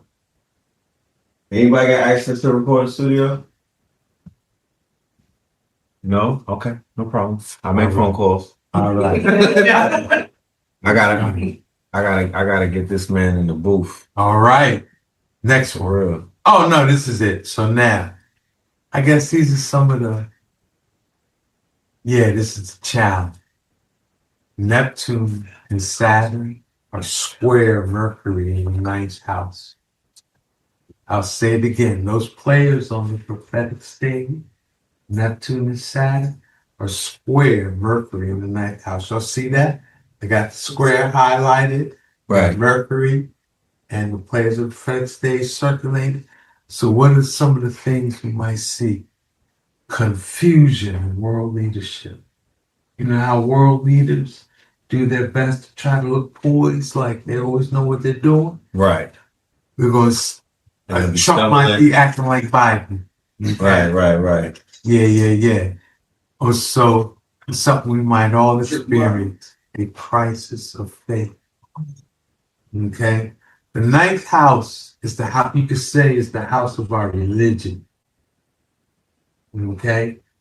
The house of our beliefs and dogmas and, you know, I'm going to hold the Sabbath, or I'm going to circumcise my child. Shabbat shalom. I'm going to eat kosher or whatever, right? All our little practices. Or I'm going to slay this ram. It's, you know, right. Igbo, whatever, right? An Igbo. So that's the ninth house. You saying that's all going to be challenged, or because there's a square between the players of the world stage and the house where we have our direct and our personal relationship with God, who's beyond our control. Wow. There's some tension there. There's some stress there. So you're gonna have what we would call a spiritual practice, a spiritual discipline, a spiritual community that you're a part of, right? But then what's inside is going to be telling you something in conflict with that. Wow. Like, don't hang around with them bandits. They ain't real, right? Or that's happening this year. Yeah. You know, whatever. Or maybe look, this is happening this year for me. What's that? I've been a vegetarian and a pescatarian. Right. So my 60s. Maybe I should. Man, switches up. Maybe I should. I feel deficient. I feel vitamin deficient. Maybe I should eat a bacon party steak out there. Party steak, like get down, the A1, like you know. Yeah. So we're all gonna be having a crisis in faith.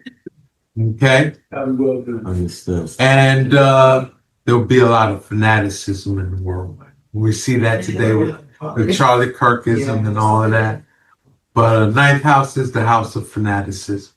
And it's going to be stressing what's inside. That 168 is minus 2026, not minus 2025, right? So it'll 1850. Yeah. I can't do the math in my mind. Thank you. Thank you. 1958? 1858. Oh, yeah. There you go. And I also was going to ask. Or is that 1860? Oh, I don't know. 1858. You're right. Then I was going to ask you, have you ever done as far as the major cities from a geopolitical standpoint, have you ever done Port-au-Prince? No. Because they say That's significant. So exactly. very. When you start to get into what's going on in the Western Hemisphere, you got to look at Everything shifted. Yeah, a lot of things shifted with that whole Louisiana purchase for the Prince Hayes You know thing. what? That's why we're sharing it collectively. That's why we're sharing our technique today, right? Because we ain't just serving y'all fish tonight. We're giving you the fishing rod with the worm on the hook. Oh. Right? Because I can't do it all. That's right. Yeah, I can't even do what I think I want to do now. You know? So if your thoughts of doing the astrology in a geomantically significant spot, and you know Port-au-Prince is going to be geomantically significant in 26 and 20, please share. Each one teach one. Yes.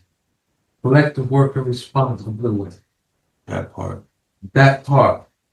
Give thanks. Yes, sir. All right. Boom. All right. So now, this 12th house players on the world stage, on the prophetic stage, is trining Jupiter in the 4th house. Ways I think that may manifest are opportunities to redeem our bloodline. Okay? And our domestic scene, like, hey, through all that we're going to be talking about, we're going to eat. Right. We are going to eat. We are going to have our daily bread. Okay? And we're going to have opportunities to redeem our bloodline. Our domestic scene might feel blessed, right? Families might actually, even though it's kind of counterintuitive because it's like the world's on the brink of war and, right. But there might be more children and our families may increase. Our bloodlines may increase this year because Jupiter brings blessing. Whatever house is set, it's in 4th house. I see. Right? Beautiful. Okay. So, and the players on the prophetic stage are trining that. Trining is a great aspect, right? And so the God within, if we say the 12th house is our direct personal relationship with God. Right. Right? These, it's going to be blessing the home scene. Okay. All right. Thank you, brother. What's the home scene? Our house, our domestic scene, the 4th house. Okay. So, players on the prophetic stage are also sextiling Uranus in the 2nd house. So here's where the crumble comes in. Because, and we're going to talk more about Uranus. But Uranus is moving into Gemini. Right now it's in Taurus. It's going to start the year in Taurus. That's why we'll talk about crumbling and earthquakes and the shake-up. Okay? And I heard Red building on God's plan, generator, operator, destroyer. So Uranus' movement, Uranus is going to be the destroyer of 26. Yes. We're going to talk more about it. But it's all, Uranus is also in the 2nd house. And what does 2nd house rule? Possessions. Money. Our money. Mm-hmm. So Uranus bringing earthquakes in the house of money. What's that? Y'all know? Come on now. It's gonna be economic crumbling, right? The economic systems is gonna crumble. So start hedging against it. Start shorting. Also, Uranus is electricity in the house of money. So this whole electric money thing is, it's gonna pick up. It's gonna rise out the ashes. Yeah. But the traders who know how to do it, if you see the fall coming, you could set it up to where you'll benefit off the fall. That's gonna get you. I would say this is the year to head. Yeah, this is the head. This is the year to head. And short. But you know what? To be honest, if it ends like how I kind of envisioned, Yeah. There might not even be a hedge fund to cash in on. Right. It's all good. Because the whole system might collapse. Right. It's all The good. moon is in the second. Be real with it. We're gonna talk about that. It's your canoes. Any questions or can we move? But I will say too,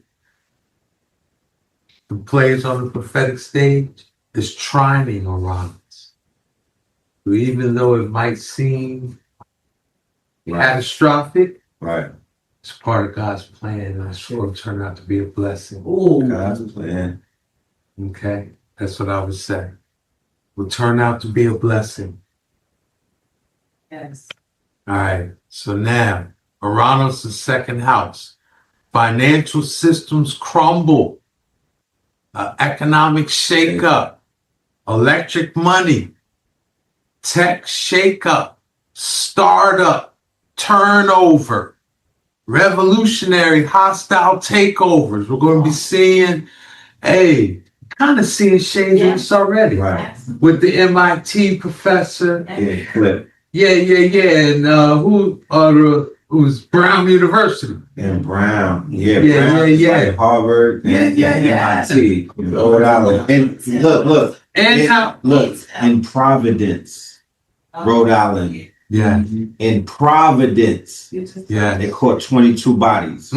Right? Yes. And out of those bodies, they clipped a big dog. And then right after that, clipped the big dog at MIT, the free energy Tesla scientist. That's why I'm bringing it up. Right. Because this may be a year where we see a pattern of those type of events, behaviors and events. Right. Where someone gets taken out in a wild way, and then you find out they had some important pole position in corporations and industries. Right. They would disrupt us. Hostile takeovers and startup turnovers. Well, Venezuela, they said they're going to do a regime change and they want to take over that region. That's what Trump and them is aiming for. Well, we'll talk about war. We're going to talk about war, but that's not Uranus' second house. Okay, that's not the house. I don't see that. No. So maybe grid outages might impact the economy. Okay. And I'm making the call. April through July. Big boy. Earthquake watch. There may be a swarm of global earthquakes, big magnitude earthquakes in April and July. Okay, because Uranus is the shaker. It's right now, it's in the earth sign of Taurus. And it leaves July 7th. Okay, it's been in Taurus for 7.5 years. It won't be back in the Taurus for another 84 years. Okay, so when it's on that, fate degree, that 29th degree, right? In April through July, before it makes that shift, I wouldn't be surprised if it does a lot of shaking of the earth. Okay, I wouldn't be surprised. So he's on point. Yes, sir. All right, so now mention the moon in the second house. The moon doesn't present well in the second house. Okay, second house is the house of currency. Okay, and imagine you're at a creek, right? You want the currency to always flow. When you get out in the deserts and where the candle maker, Southwest, Sinead to talk about. But in the Southwest are what are called washes, right?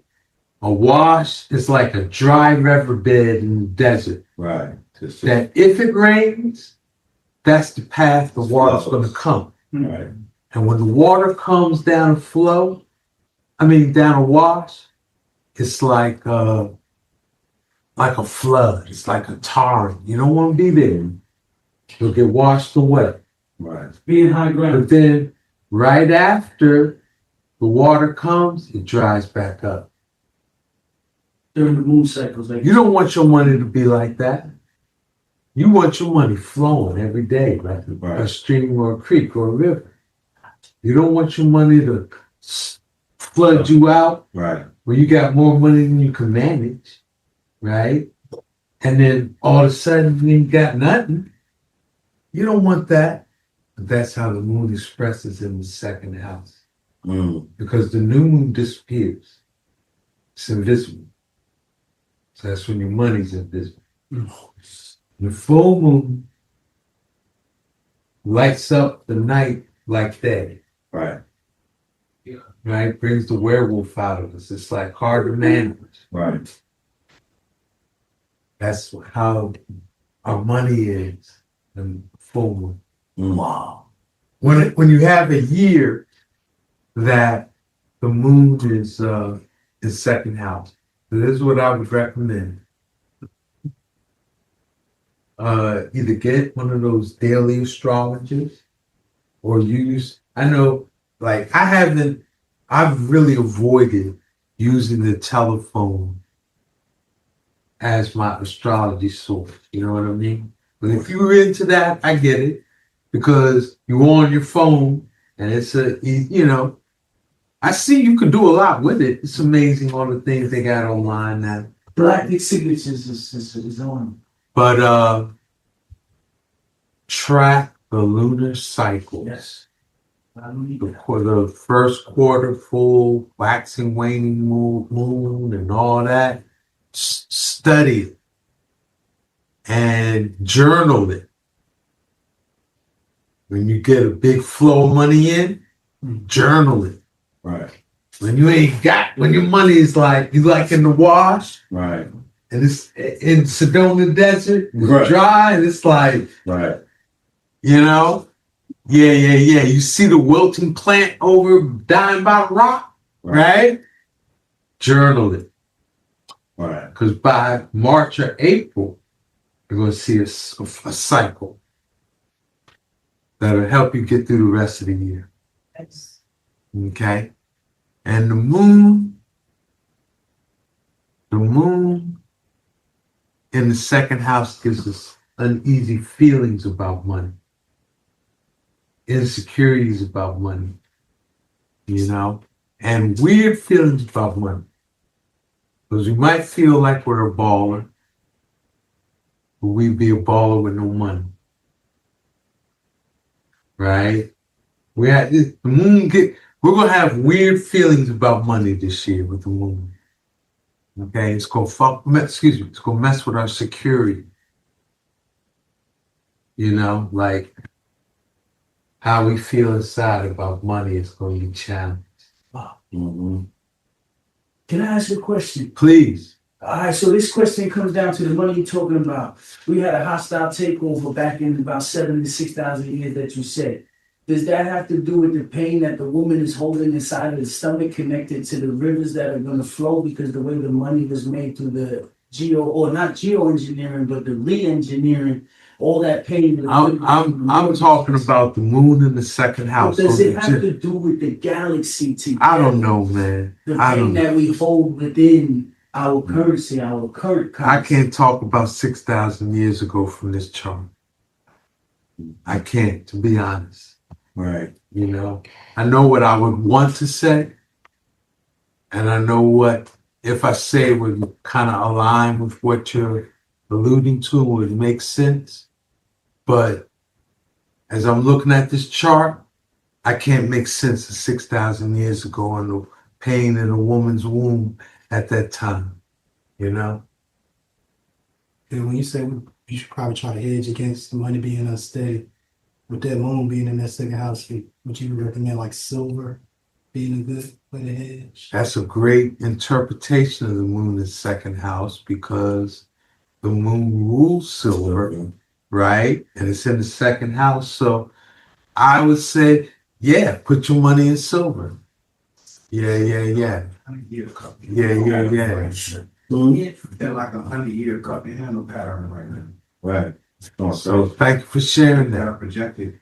We all gonna cash in because you're a vision. Right.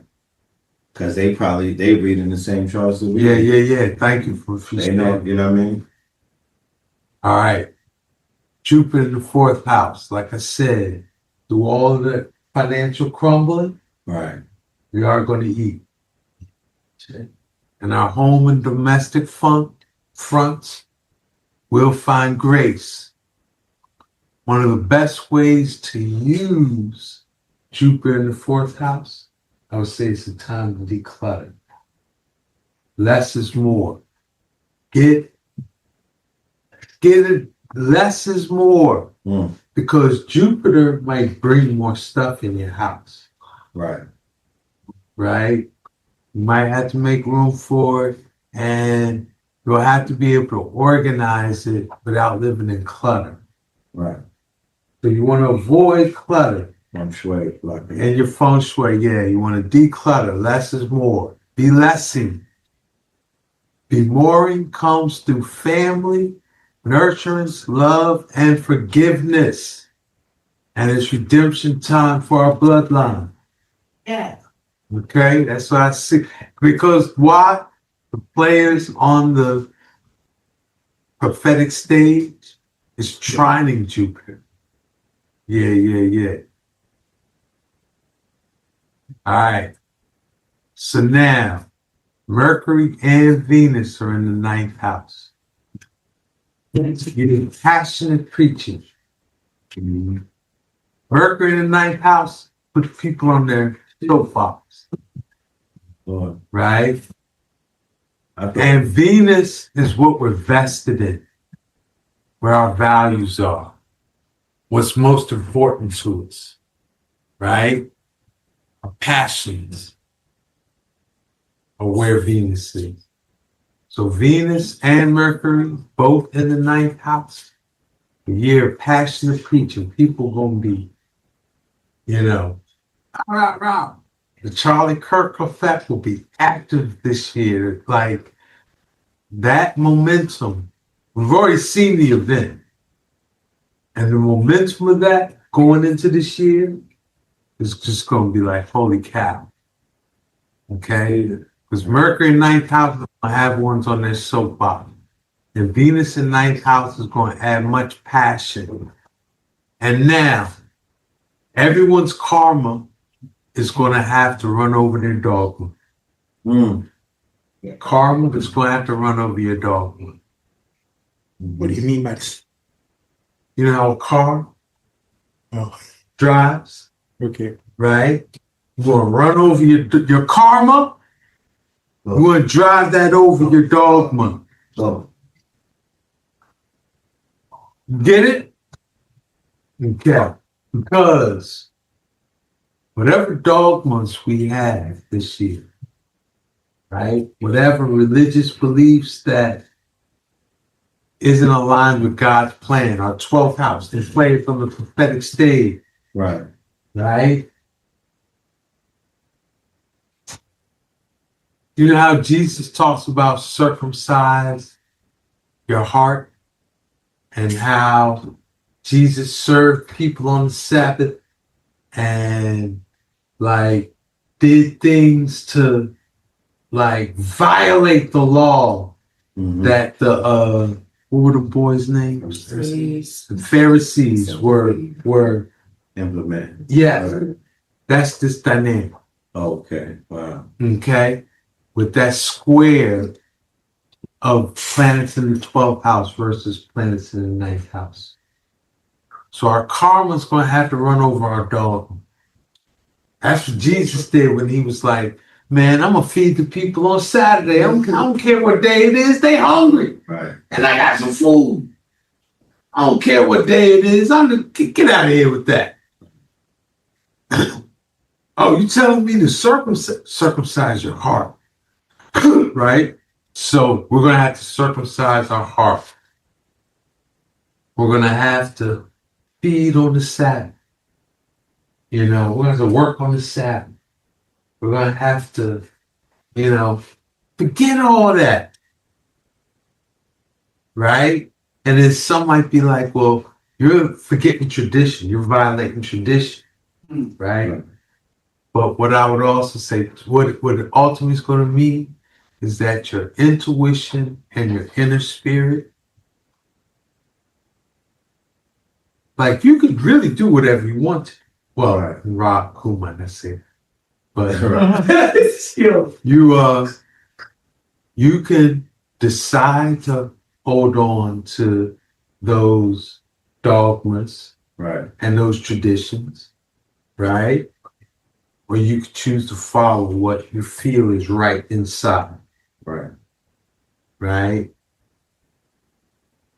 I think if you choose to follow what's right inside this year, you'll be more thankful than if you decide to bypass, do some dogma like my grandfather did this. This is what I've been taught, or like like you might end up regretting moving like that. Okay. So religion and dogma will also impact world events greatly. We're going to see world leaders acting out of dogma, acting out of old worn out beliefs. Yeah, old paradigms. And it's going to be a problem. It's going to impact world events greatly. Okay. And world leadership is going to be conflicted. What God is telling them to do intuitively versus their values, perspective, way of thinking, squaring. Oh, wow, it's cut off. Father time in our Father's house. Saturn in the 12th house is Father time, right? Saturn's Father time. Right. And we said 12th house is our Father's house with many mansions. Right. So, interesting. Yeah. And that Saturn is really the one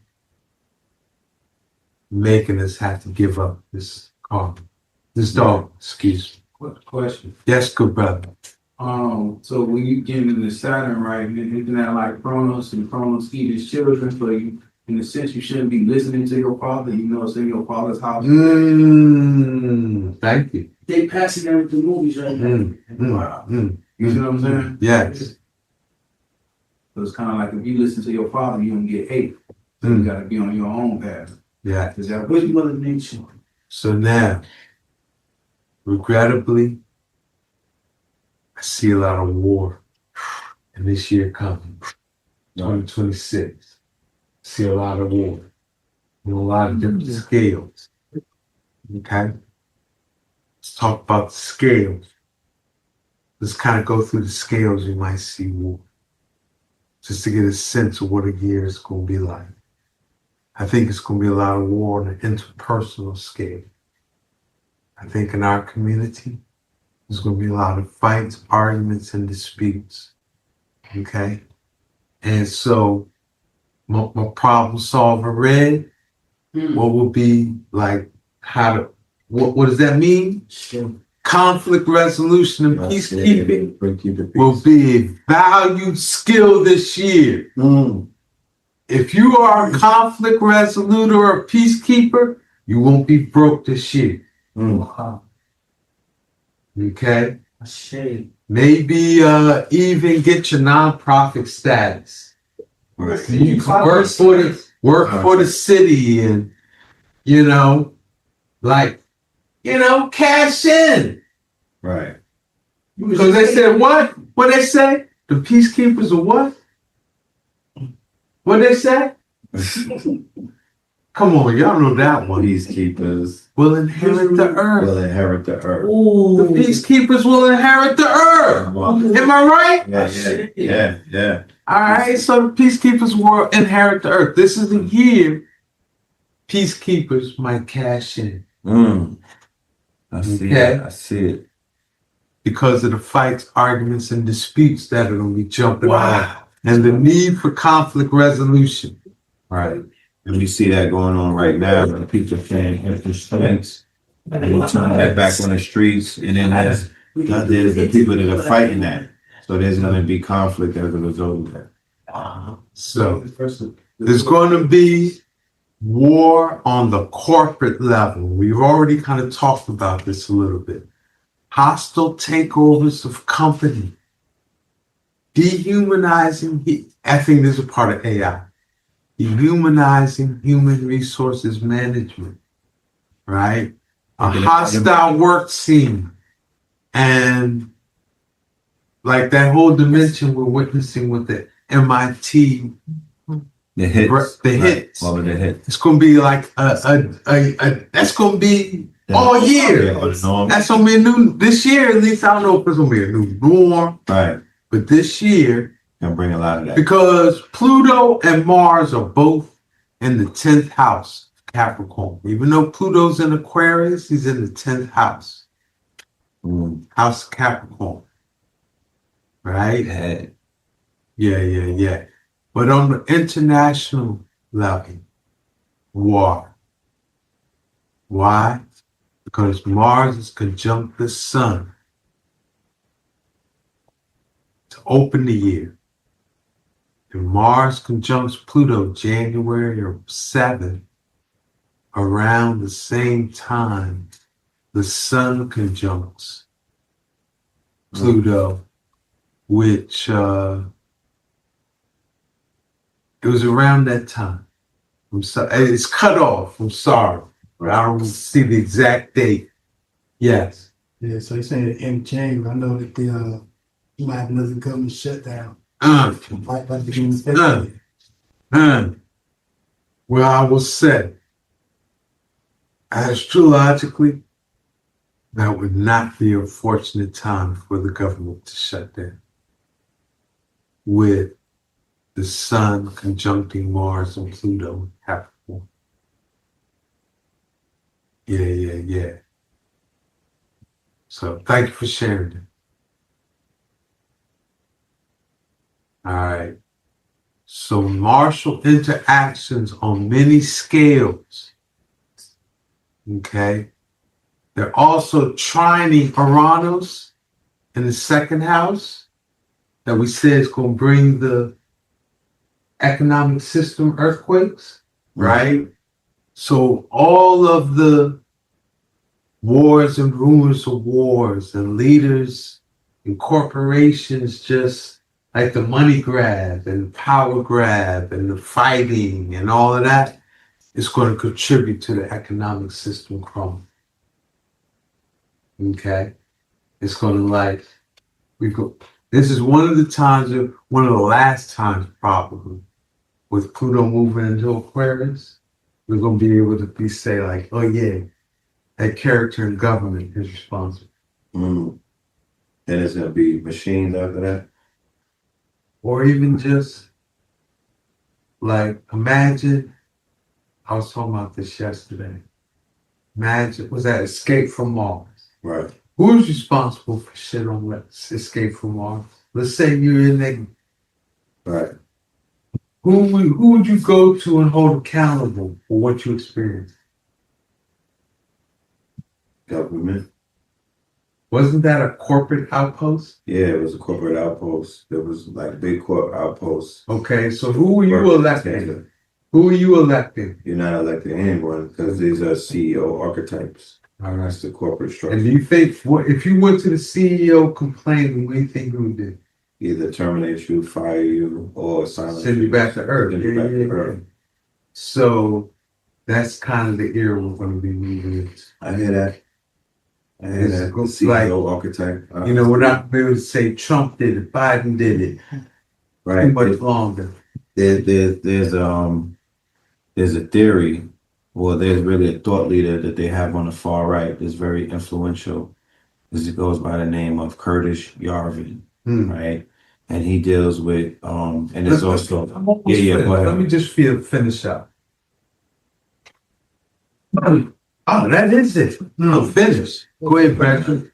Give thanks, y'all. Clap it up, y'all. Clap it up. Yeah.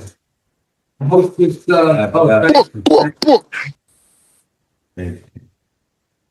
So Curtis Yarvin, he deals with something called a dark enlightenment. If anybody wants to look into that, they could definitely look into it. And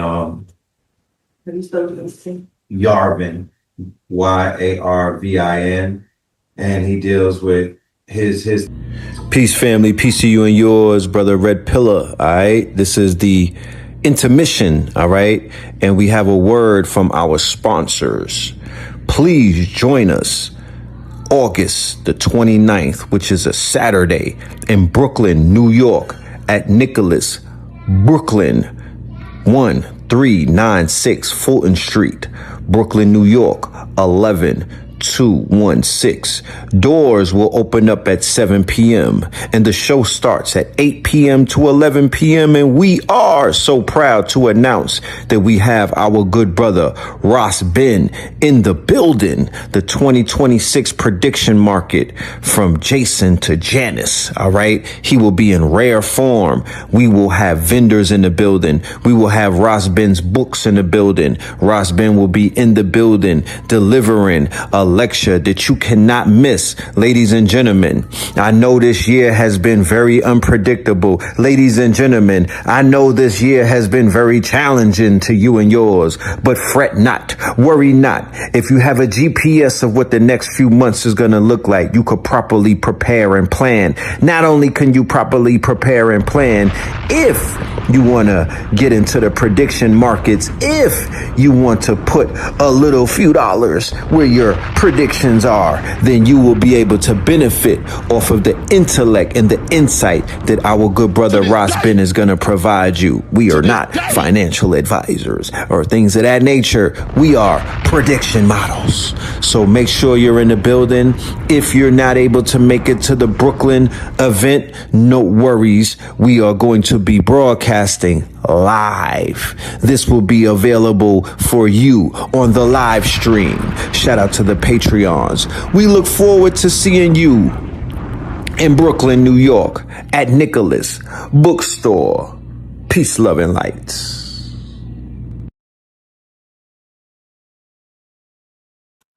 Yes, indeed, ladies and gentlemen. Yes, indeed. Clap it up for yourselves, man. Y'all sat through this broadcast. This was one for the books right here, man. Shout out to everybody that was here with us. Now check this out. That QR code that you see right there, that'll get you your ticket. I need y'all to come and show some love and pull up to this event. I don't care if you on Venus or Saturn. We have the live stream. And we're going to be live in the building and whatnot, live and direct with the good brother Ross Ben. We're going to have Uncle Hank in the building, Sister Monique in the building, Sister Kafunya in the building, and everybody else that decides to pull up that's in the New York City area. This is in approximately 11 days, y'all. 11 days. If you in the New York area, the tri-state area, Jersey, Philly, Connecticut, New York City, I need you to be at Nicholas on the 29th. Doors open up at 7 o'clock and the show starts at 8. You know what I mean? And we'll also be there with Cambada. We're going to have Voltron merchandise. We're going to be signing CDs. We're going to have merch in the building. And you might get a little performance or two out of us. You never know. It depends on how we feeling at the moment and whatnot. But with that being said, ladies and gentlemen, we're going to end this thing with a special performance of the Theta Waves. All right, we have a live performance of Theta Waves from the 8-8 block party. Shout out to Source Guard and whatnot. On 9/11, on 9/11, we are right back at it in Atlanta for the block party. And on 9/13 in Atlanta, we have the album release party, right? The album release party on 9/13. If you're outside, pull up. 3 pointers, money shots on bets, but we not jet skiing in them sunny slots. We're really edible like up and drops, don't be stop.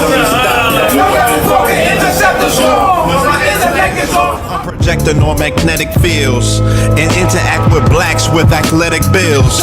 I'm all about growth and development like residents of Ebbets Fields. Not to choose between woo and chew.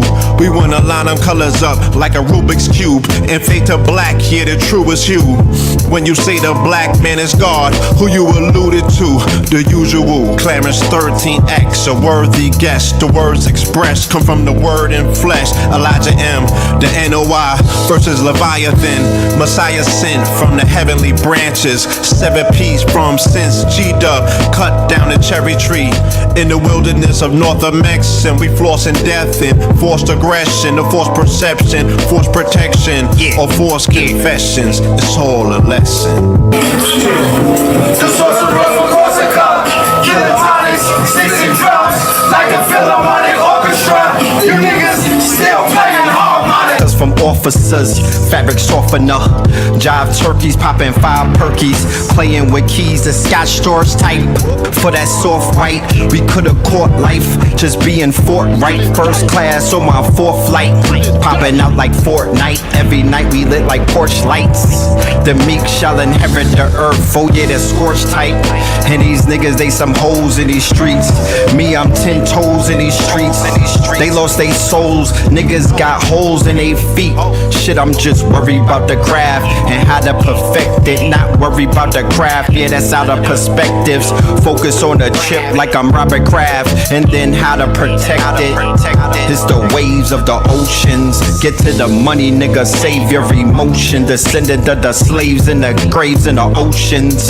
Mastermind that the waves is in motions. These niggas, they addicted to the folly, addicted to that Molly, making me a movie. Them sticks made of holly.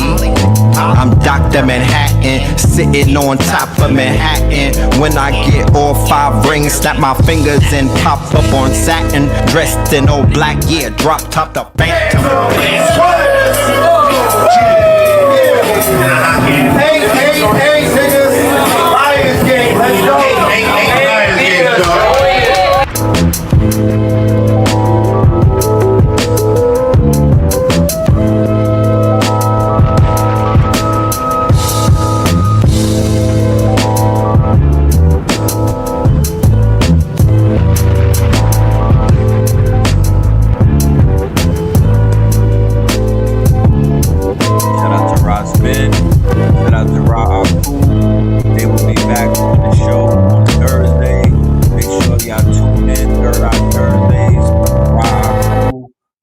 Ben, make sure y'all are in the building. Yeah, I'm talking about the return of the gods. All right. I hope y'all enjoyed the demonstration that they put on. There's a lot of gems that were dropped for all of my astrologers and my cosmo physicians.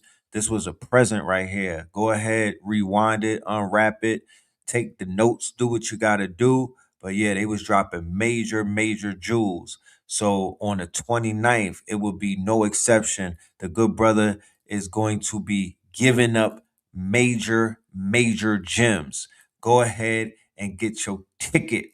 You know what I'm talking about? Go ahead and get your ticket, and we will see you in the building. Shout out to all of my Patreons. You know what I mean? I'll see y'all on the 29th. You feel me? And we'll see you as well. Peace, love, and light to the family. Stay dangerous. 1.